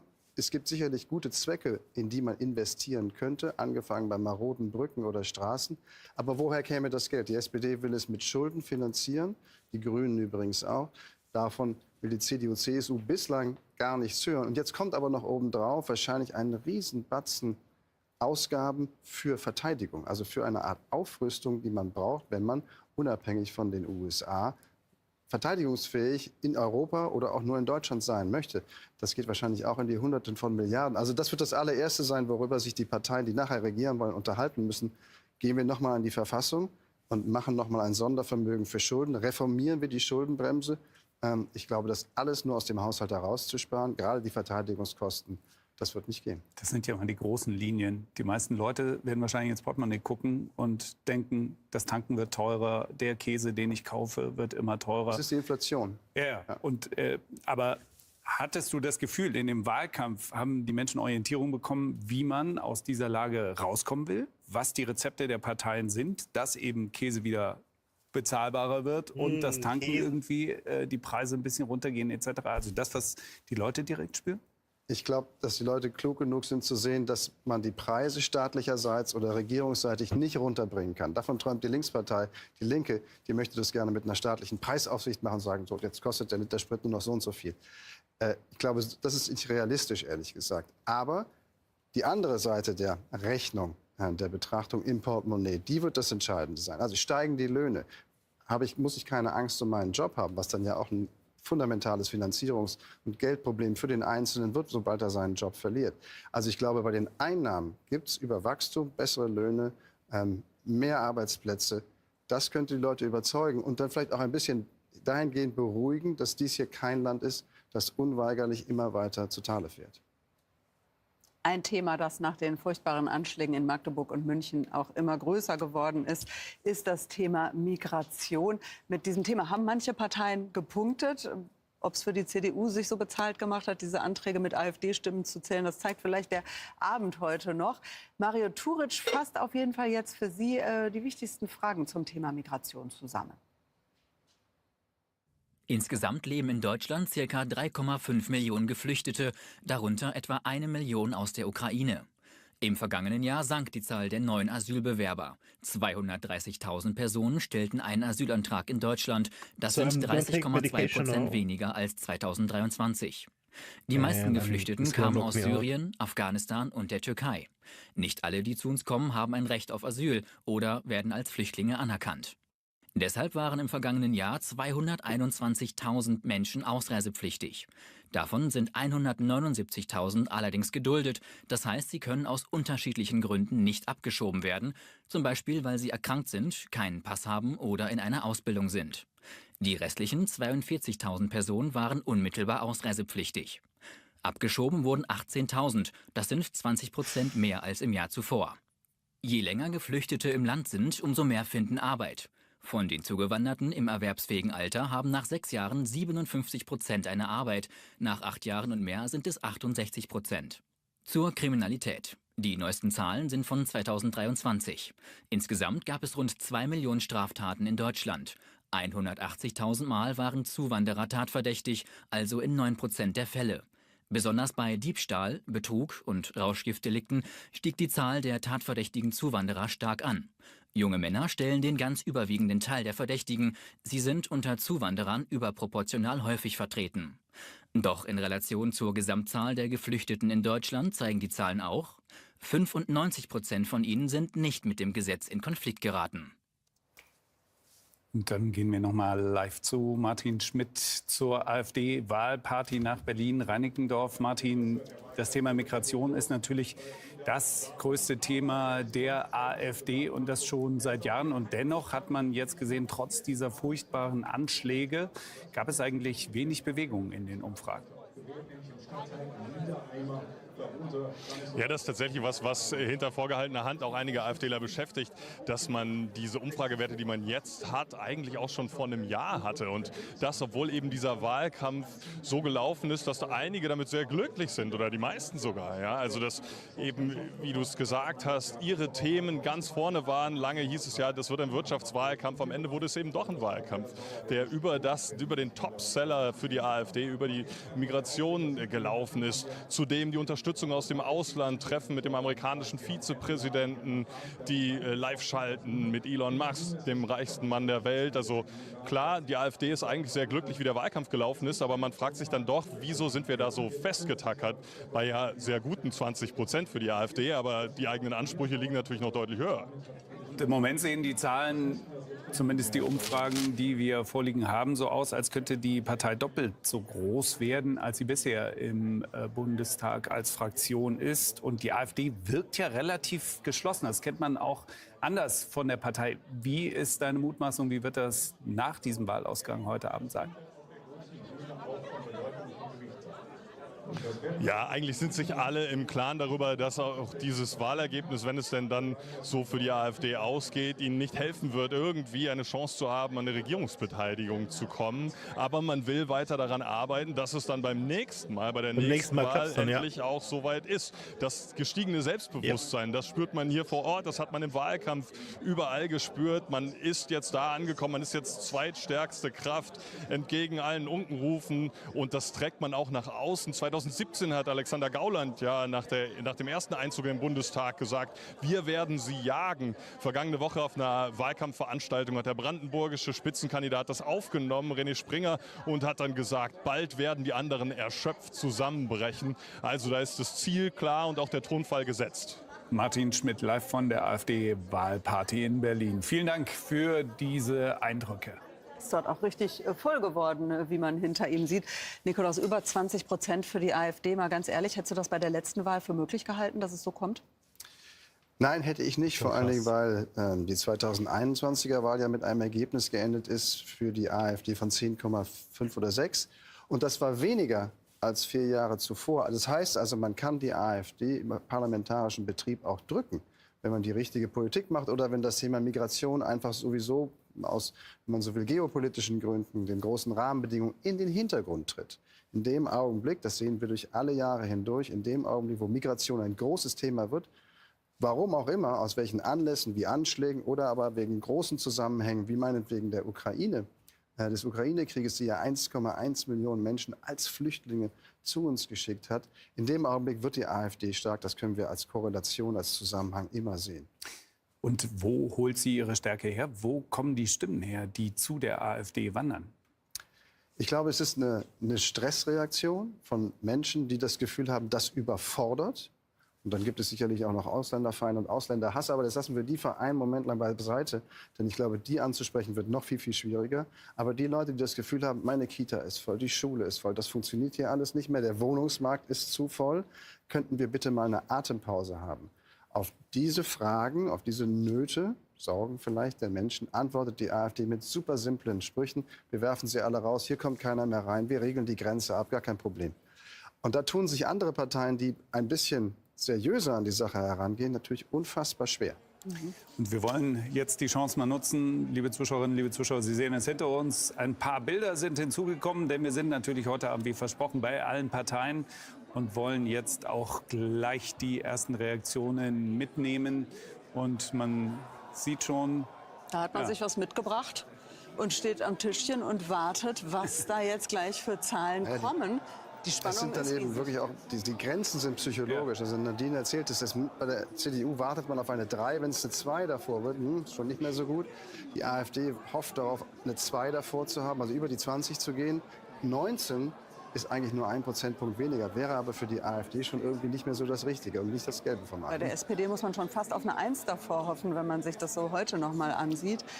Wie kann man sich darauf vorbereiten? Haben die Parteien schon eine grobe Ahnung, wo die Reise hingeht? Oder ist das tatsächlich der Überraschungseffekt auch für die Parteien? Die Parteien haben eine grobe Ahnung, denn die Prognosen, die wir ja sehen werden und gleich auch haben werden, die bauen sich ja über den Tag hinweg auf. Aus den ganzen Rückflüssen der Befragungen von Menschen, die aus den Wahllokalen rauskommen. Das sind ja Befragungen von Menschen, die haben gerade gewählt und sagen dann, was sie gewählt haben, wenn sie mitmachen.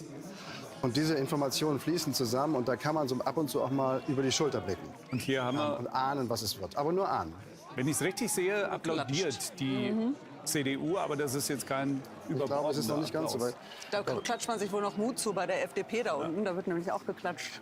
Ernüchterung, glaube ich, auch bei den ja, Grünen. so richtig durchschlagen ist es noch nicht. Aber eben bei der CDU ist es wahrscheinlich auch deshalb verhalten, weil man möglicherweise eben doch unter 30% bleibt. Ja. Und für die FDP zum Beispiel ist es eine Hängepartie genau um die 5. Also das wird jetzt ein langer Abend. Wenn da gejubelt wird, dann am Ende des Abends, aber nicht am Anfang des Abends. Und wer wahrscheinlich gleich befreit aufschreien wird, ist die Linke, weil so klar ist, dass sie viel besser abschnallt als gedacht. Und man sieht jetzt da oben AfD mit einem Ergebnis, das eben eine 2 zunächst davor haben wird. Aller Voraussicht sehen wir eine große Reaktion der Linkspartei, so wie erwartet. Da scheint auch es gute Signale zu geben, dass es gereicht hat für den Wiedereinzug, wenn man so möchte. Meinst du BSW? Nee, hier die Linkspartei. Ja, die Linkspartei. Die Linke ist klar. Die Comeback-Partei dieser Wahl, wenn man so möchte. Und die haben einen derartigen, also am Ende eine spektakuläre Aufholjagd und einen Run gehabt.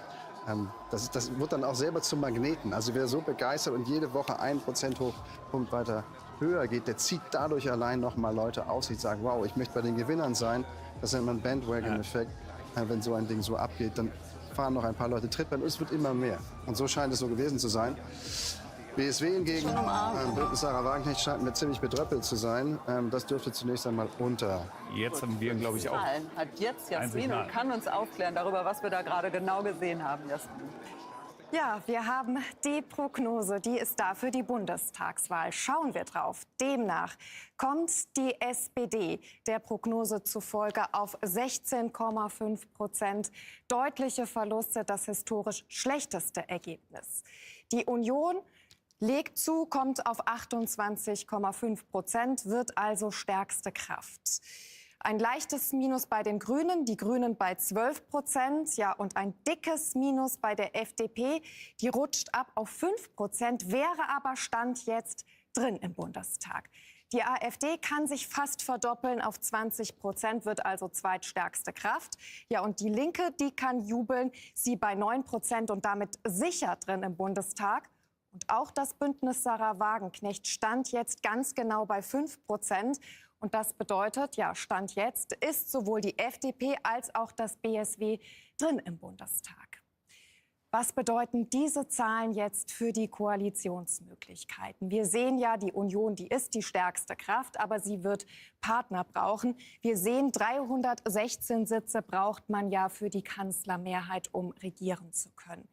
Mit welchen Partnern ist es möglich? Wir sehen, für eine große Koalition, also Für ein Bündnis aus CDU, CSU und SPD reicht es nicht. Sie brauchen auf jeden Fall noch einen weiteren Partner. Die beiden, also ein Zweierbündnis, eine GroKo ist nicht möglich, aber zusammen mit der FDP würde es reichen.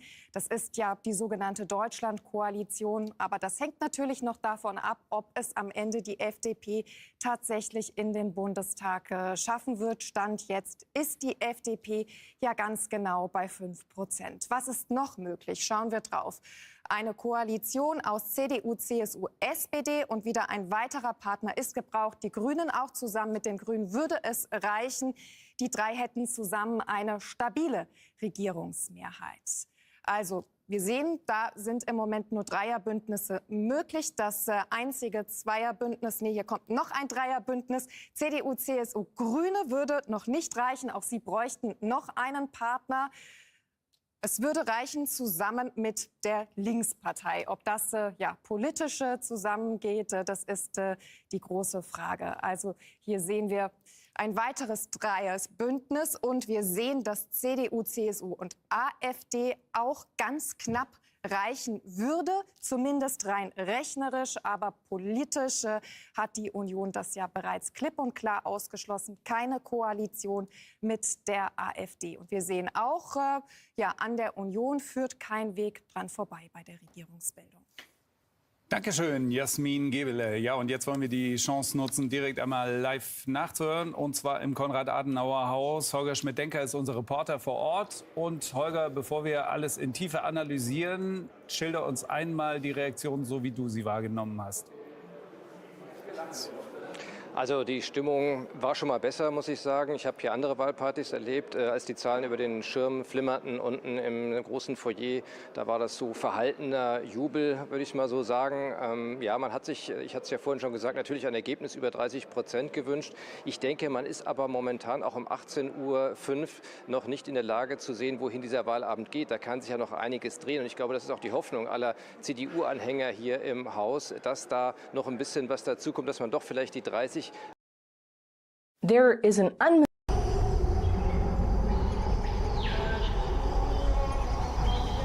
Can I eat something?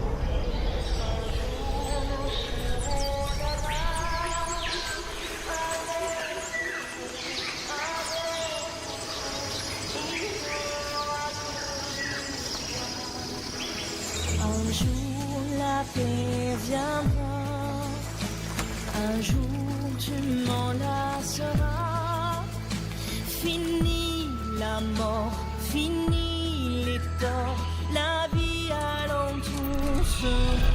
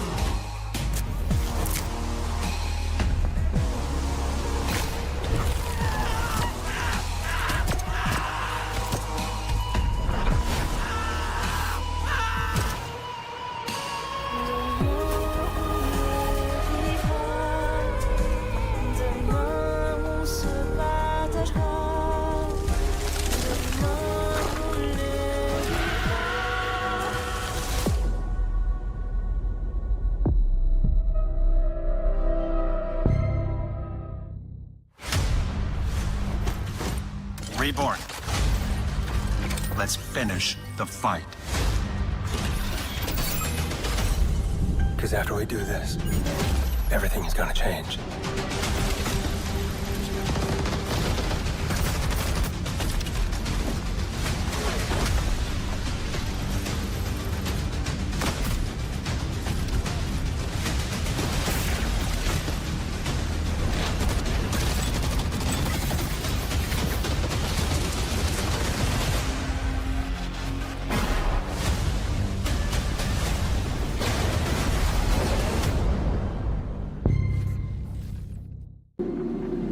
All was fulfilled, just as it was written.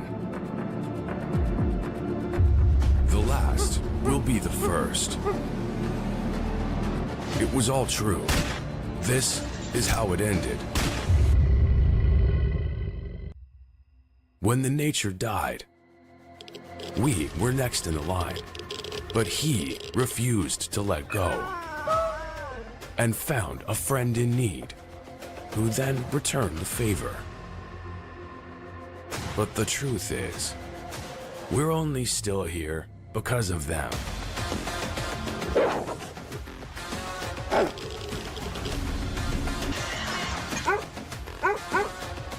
He used his inventory and skills. His friend had his back all along.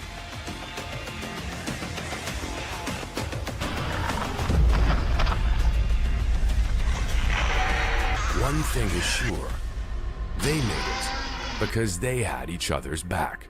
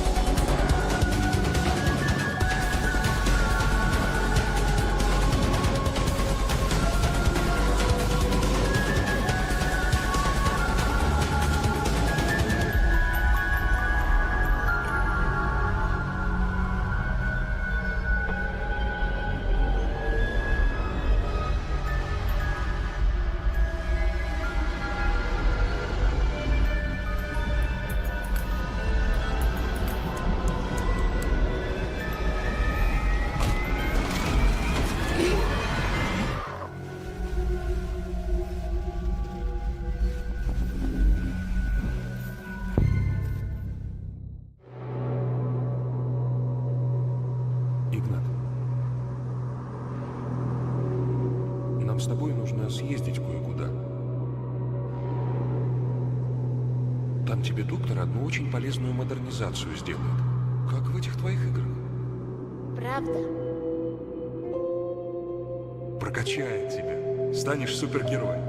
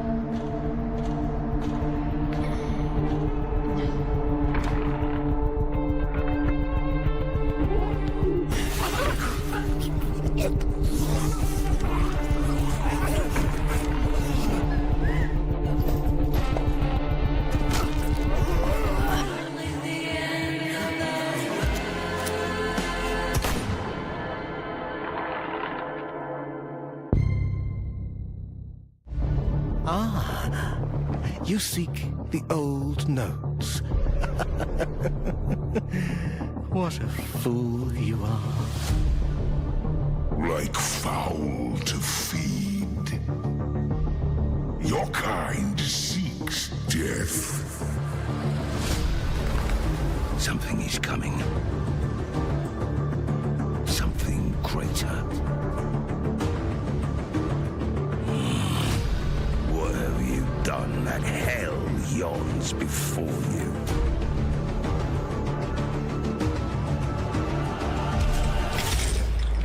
I saw you fall like lightning from heaven. The way forth is long and dark. You must be most brave.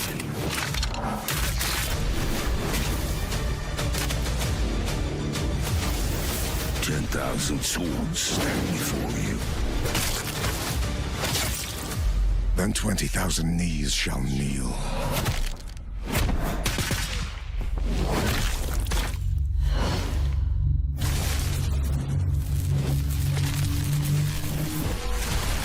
The time is nigh. What wilt thou do? The axe comes to fell the tree. Cut it all down. Adversity become your fetish. Hardship your home. The hero of old. The man of renown. You to change it all.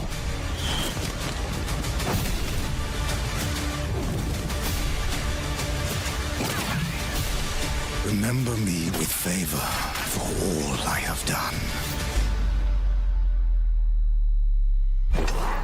Tell the old man to send another flock.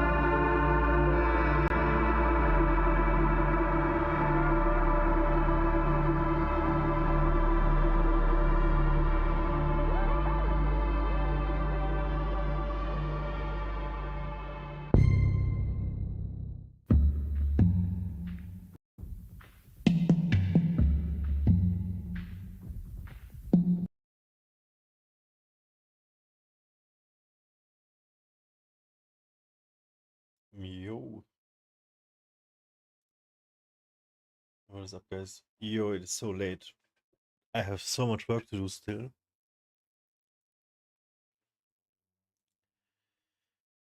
But I can't even do it now. I have to like prepare though. If I'm smart.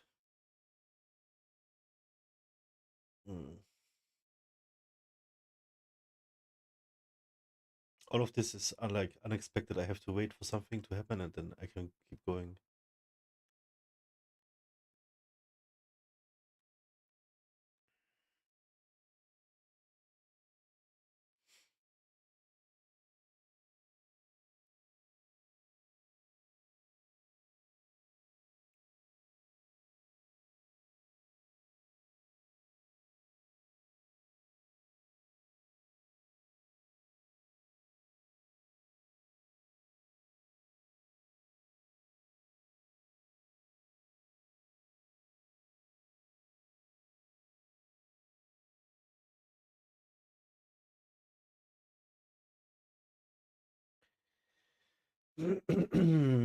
Yo, I just ate a whole pizza. I think it was bad. Tomorrow is workout. Deutschland bekommt Probably not gonna be able to sleep well. I think like I feel like I need to stay awake for at least like half an hour more.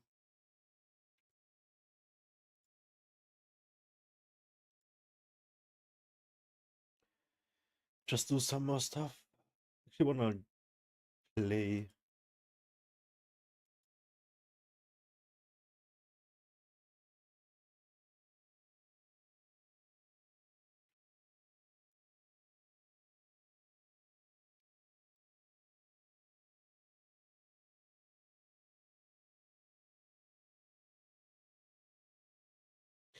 I had so much time to post TikToks and make shorts and songs and edit and everything because work was going so great. And now there's so many problems. Now I have to focus on that. So how am I gonna do all the social media stuff? Then tomorrow is gonna be very busy. I have to run around.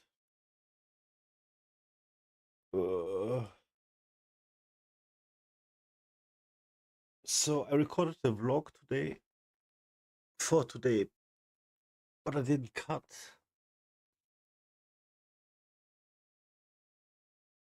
Shit.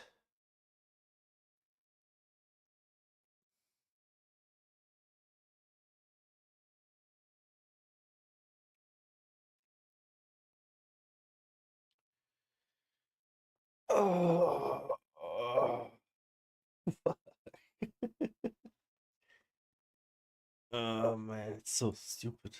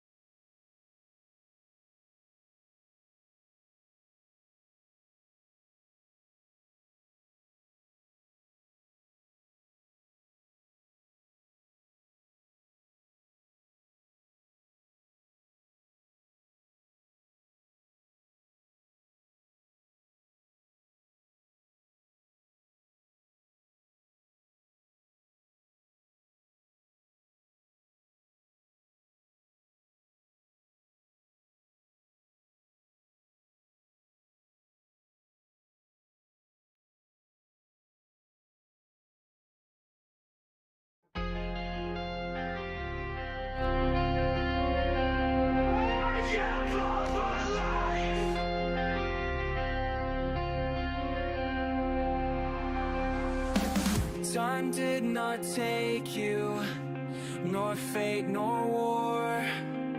No tragic end, no final word. You stepped away too sudden, and I stay, controller in my hand, still waiting. No extra life, no reset, just silence where I promise you back. I came to steal, nothing's floating around me life, but I won't know. If you were here, you'd take my hand. Player 2, press start.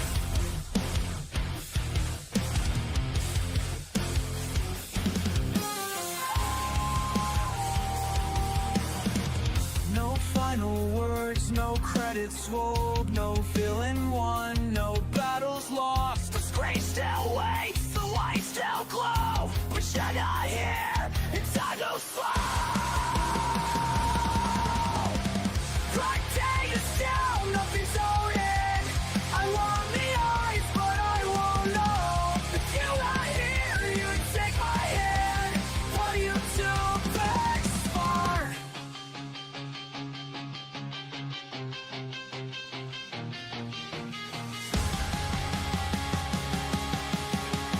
How long can a kingdom wait for its queen? How long can a heart beat without a name? If I let go to advance time, the game is still, nothing's loading around new eyes, but I won't know. If you were here, you'd take my hand. Player 2, press start.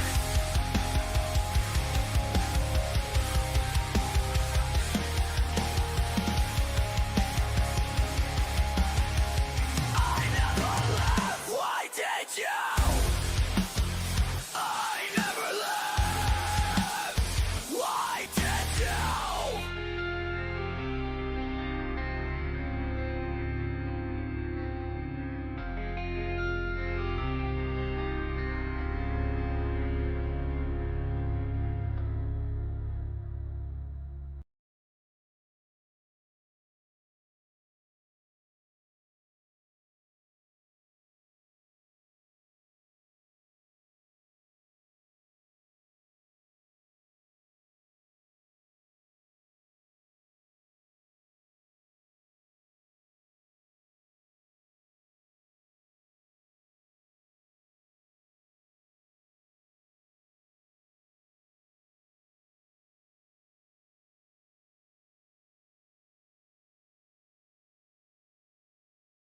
Nonsense, because it's nonsense. It's not the truth. Thank you for joining me. This is a video about 20 insults you commonly hear in a narcissistic family, from very subtle ones to very extreme ones. Have you ever been told you're just too sensitive? You're just so selfish. If so, you're not alone. If you heard something like this from a parent, you know the pain it causes.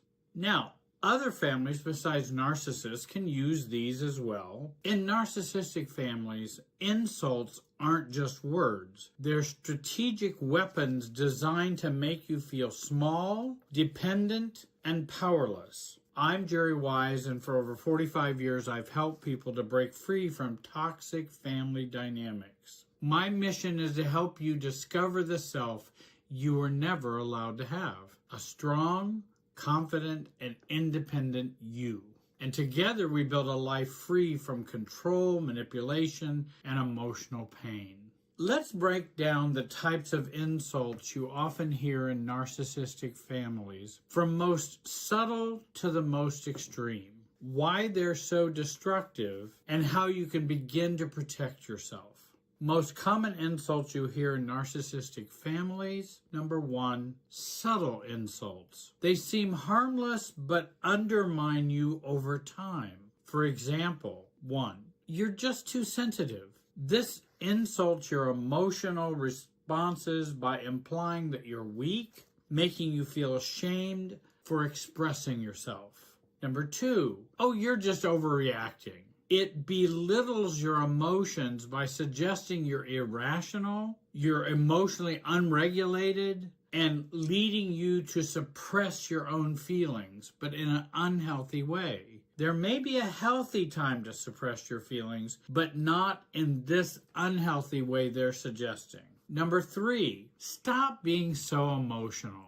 This insults your emotional expression by labeling it excessive, making you feel like your feelings are invalid or crazy. Number 4, I was just joking. Don't be so dramatic.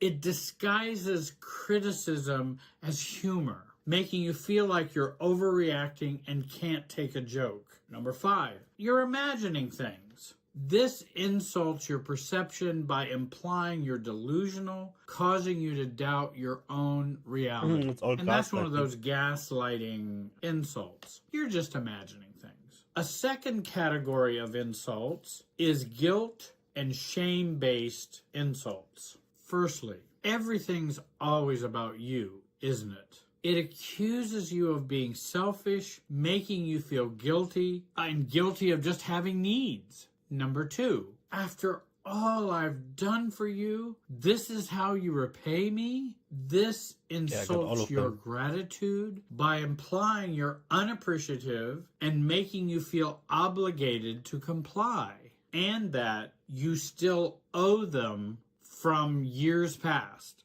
Number 3, you'll regret this when I'm gone. It manipulates you through guilt, making you afraid to make independent choices. In other words, just remember you're going to feel really, really guilty, but do what you want. And of course, we don't want to feel guilty after they're gone. But typically, I have also told people who are clients and people I've worked with, if they're using this type of technique and you fear you will feel guilty after they're gone, then come and see me. I'll help you with that. And I'll help you get over that. Don't live under the fear of that. That can be resolved. Number 4, I sacrificed everything for you. This insults your independence by implying you are a burden or making you feel unworthy and that you haven't sacrificed for anything in your life, only they have. Number 5, why can't you be like your brother, your sibling, your cousin, aunt, your nephew, why can't you be more like them? It insults your uniqueness by comparing you negatively, leading to feelings of inadequacy. You're worse than your father, or your sister's worse than you. It's whenever you use those comparison insults, they are insulting and do challenge us feeling adequate. A third category is direct character attacks, destroying and affecting self-worth. For example, number 1, you're such a disappointment. This insults your ability by labeling you as a failure and making you, or often we feel, worthless. The reason why I have a hard time with making you, because later I tell you how some of those feelings we're choosing because of the family programming. It's not because they're making you do it, but it's the normal programming that we do it. But either way, we often feel worthless because of those kinds of insults. And also it leaves open, well then, how would I not be a disappointment? Usually it means by complying, by doing what I want, by believing what I believe, by being me. You would not be a disappointment.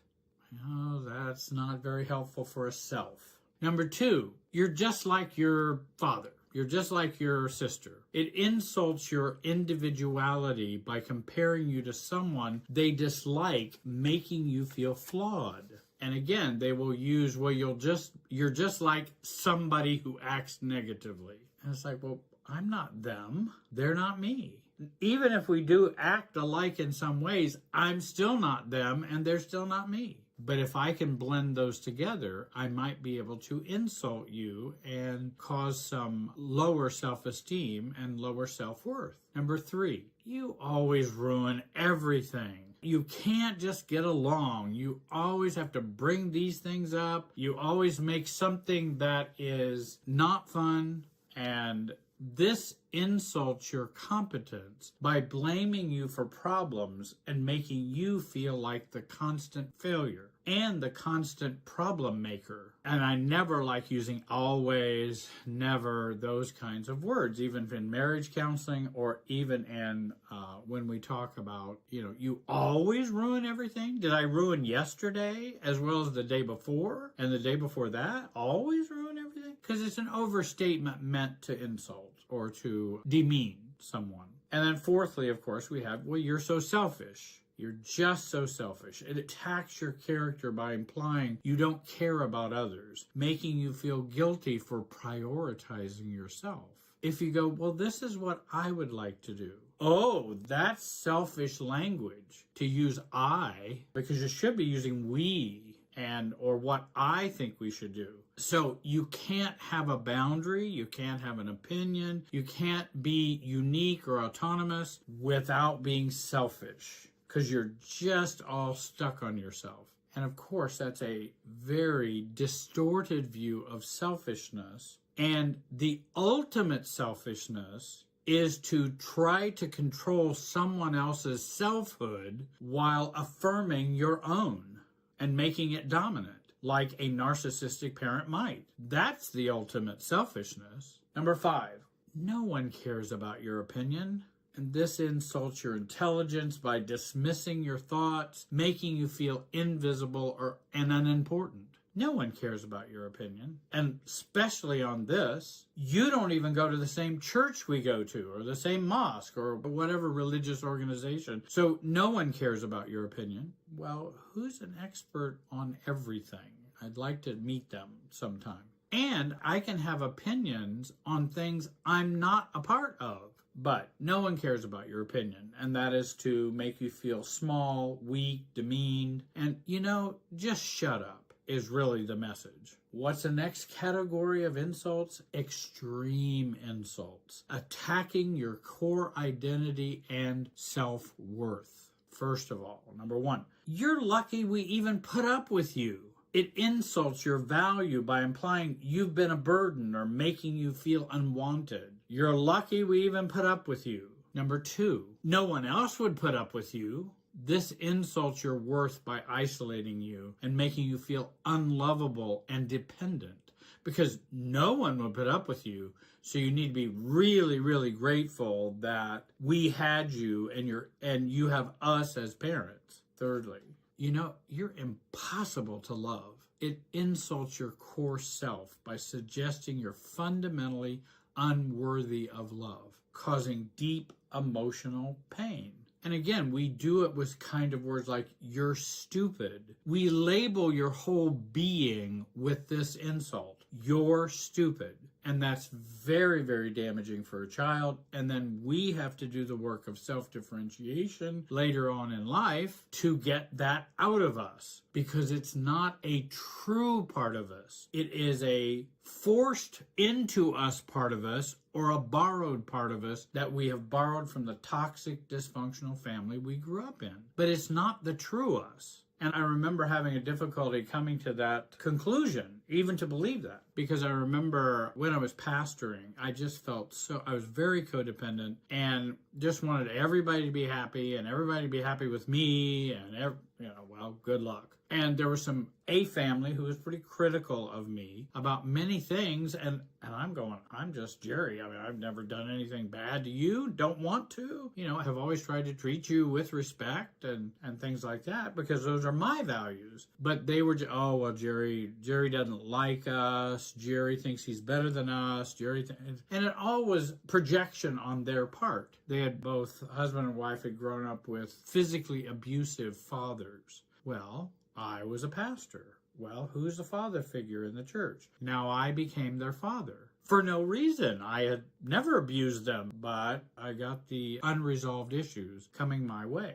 And I think that feeling bad and self-doubt that, well, are they right? Am I really bad? Am I really treating them bad? And I kept days and days going over that, trying to sort that out. I even talked to associate pastors, and I talked to, different people. Am I treating them this way, you know? And I'm trying to get them to say, no, no, no, no, no. But I hadn't. The husband and wife had grown up with physically abusive fathers. Well, I was a pastor.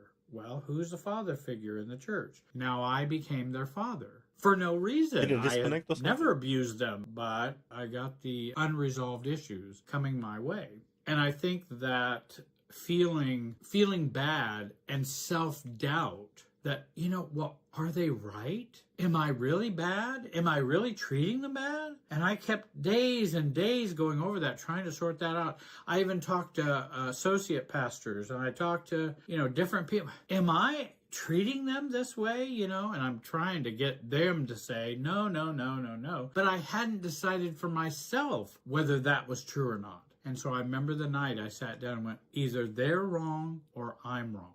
And I have to make a decision. And it was one of the biggest breakthroughs I had had. Because, you know, I said, well, does that mean you don't have any doubts? Or maybe I'm not perfect. I don't do everything right. But I still had a sense of, that's not me, though. What they're saying isn't me. And that began to turn the tide on this whole mess that I was dealing with. And I began to learn to do some self-differentiation work where I could pick the right time to talk about the things that I was over talking about and should have held close to my vest, but to bring them out at the right time. But I was talking about them because I was being reactive. And when I stopped being reactive and calmed down, then I didn't have to blab everything I knew to everybody, which made it look like, well, is Jerry trying to convince me that he hasn't done this? You know, and so it turned out actually well, but it was not fun. And so we have number 4, you'll never be good enough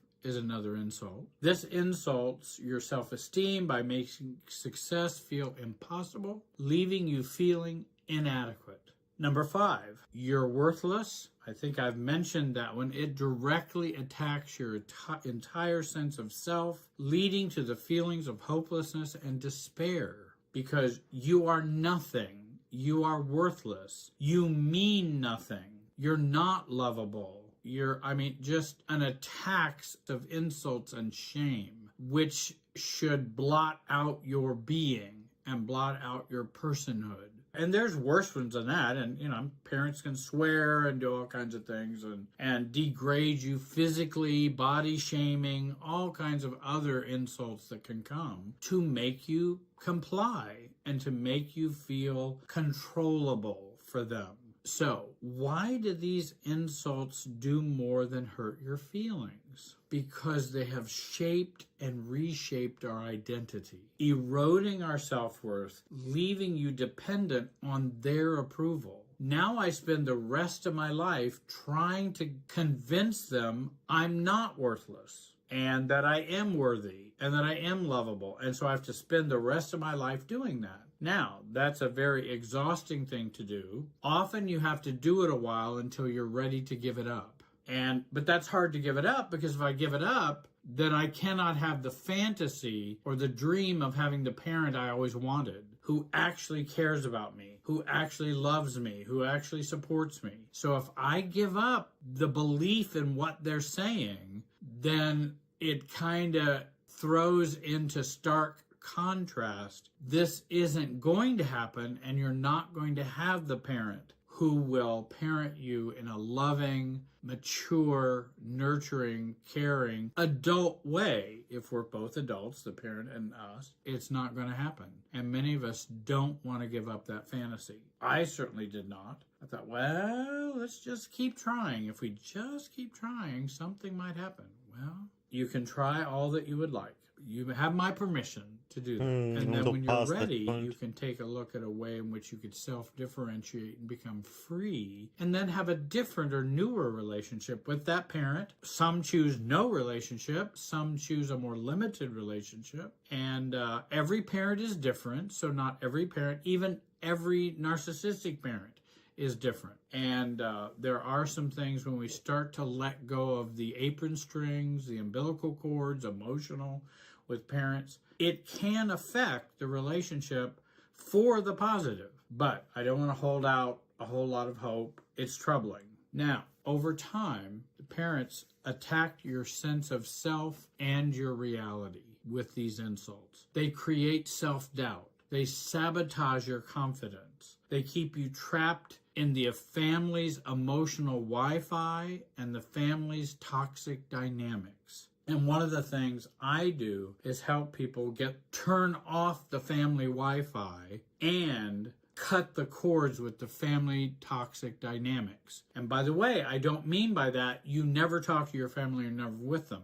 I'm talking about the internal process of disconnecting from the family's toxic dynamics. Self-differentiation tips to break free from narcissistic insults. Reduce your reactivity to their insults. Learn not to care and stay calm. Those are not easy things. I know they are not easy things, but even doing that poorly will give you some freedom and might give you a pathway to finding yourself. So, and anything worth doing, I've always said, is worth doing poorly because it's still worth doing. And just like learning not to care. Maybe you can not care about this insult, but the next one you do care about. Well, the next one, don't care about it. I mean, they are them and you are you. So what that somebody thinks you're stupid? Which actually, in many ways, the offender doesn't really even believe that. It's just a way to control. But, you know, somebody can think I'm the worst therapist, coach, pastor, whatever in the world. And I go, so what? And what's your real problem? You know, and that's why the family that I was struggling with in church, that's what they were kind of saying, that you can't have a worse pastor than me. It's kind of like, but so many people have always said I've done such a good job. Why am I? But here I am believing this negative thing because I had a lack of confidence and self-esteem. And then began to learn not to care. I don't care. If that's what they want to think, they're free to think that. I'm not going to live out the trouble of that. I'm going to shift the burden of this emotional conflict to them. You can then keep not liking me if you want. If you want to waste your time doing that, you're free to do it. But I'm not going to worry about it anymore. Use a Coca-Cola technique that I have suggested, which is when you hear somebody saying, I don't think you are not lovable for anybody to love you. What I think is they are actually describing and calling me a Coca-Cola. That's how much sense this is. How silly would it be for someone to come to you and say, you know, I just don't understand why you're a Coca-Cola.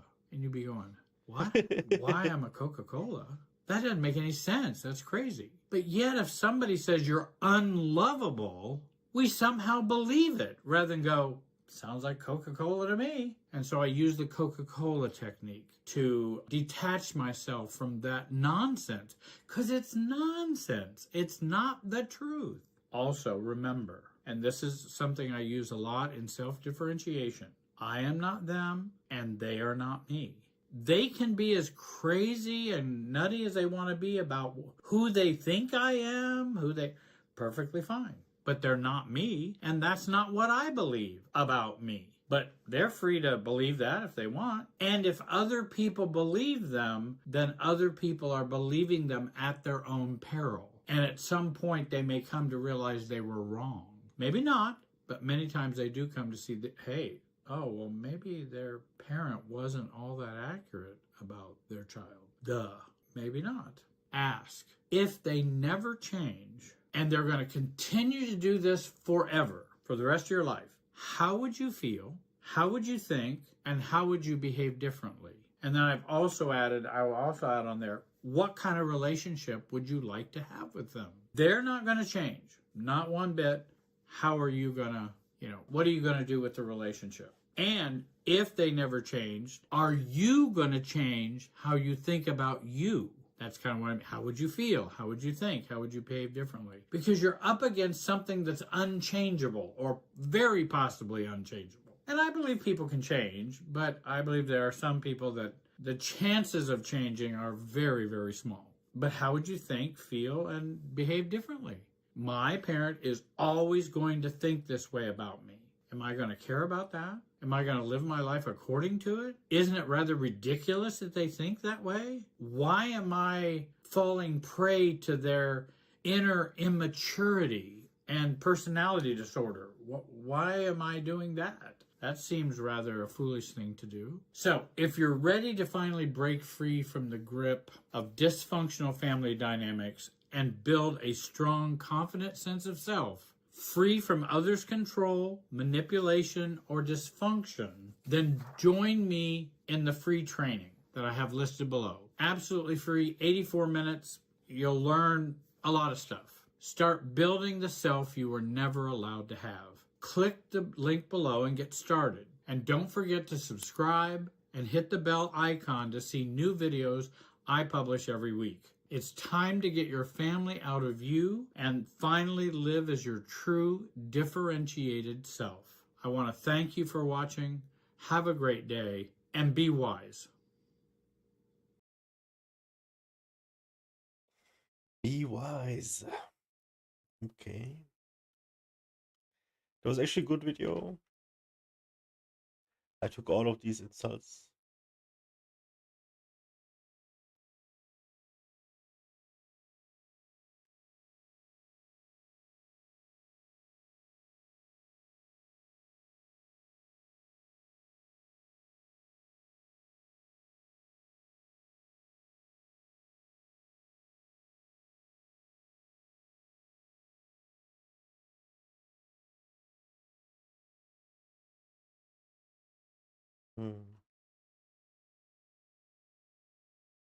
It's so much work, guys. It's not no use. I'm dead. Not sure if we come back tomorrow.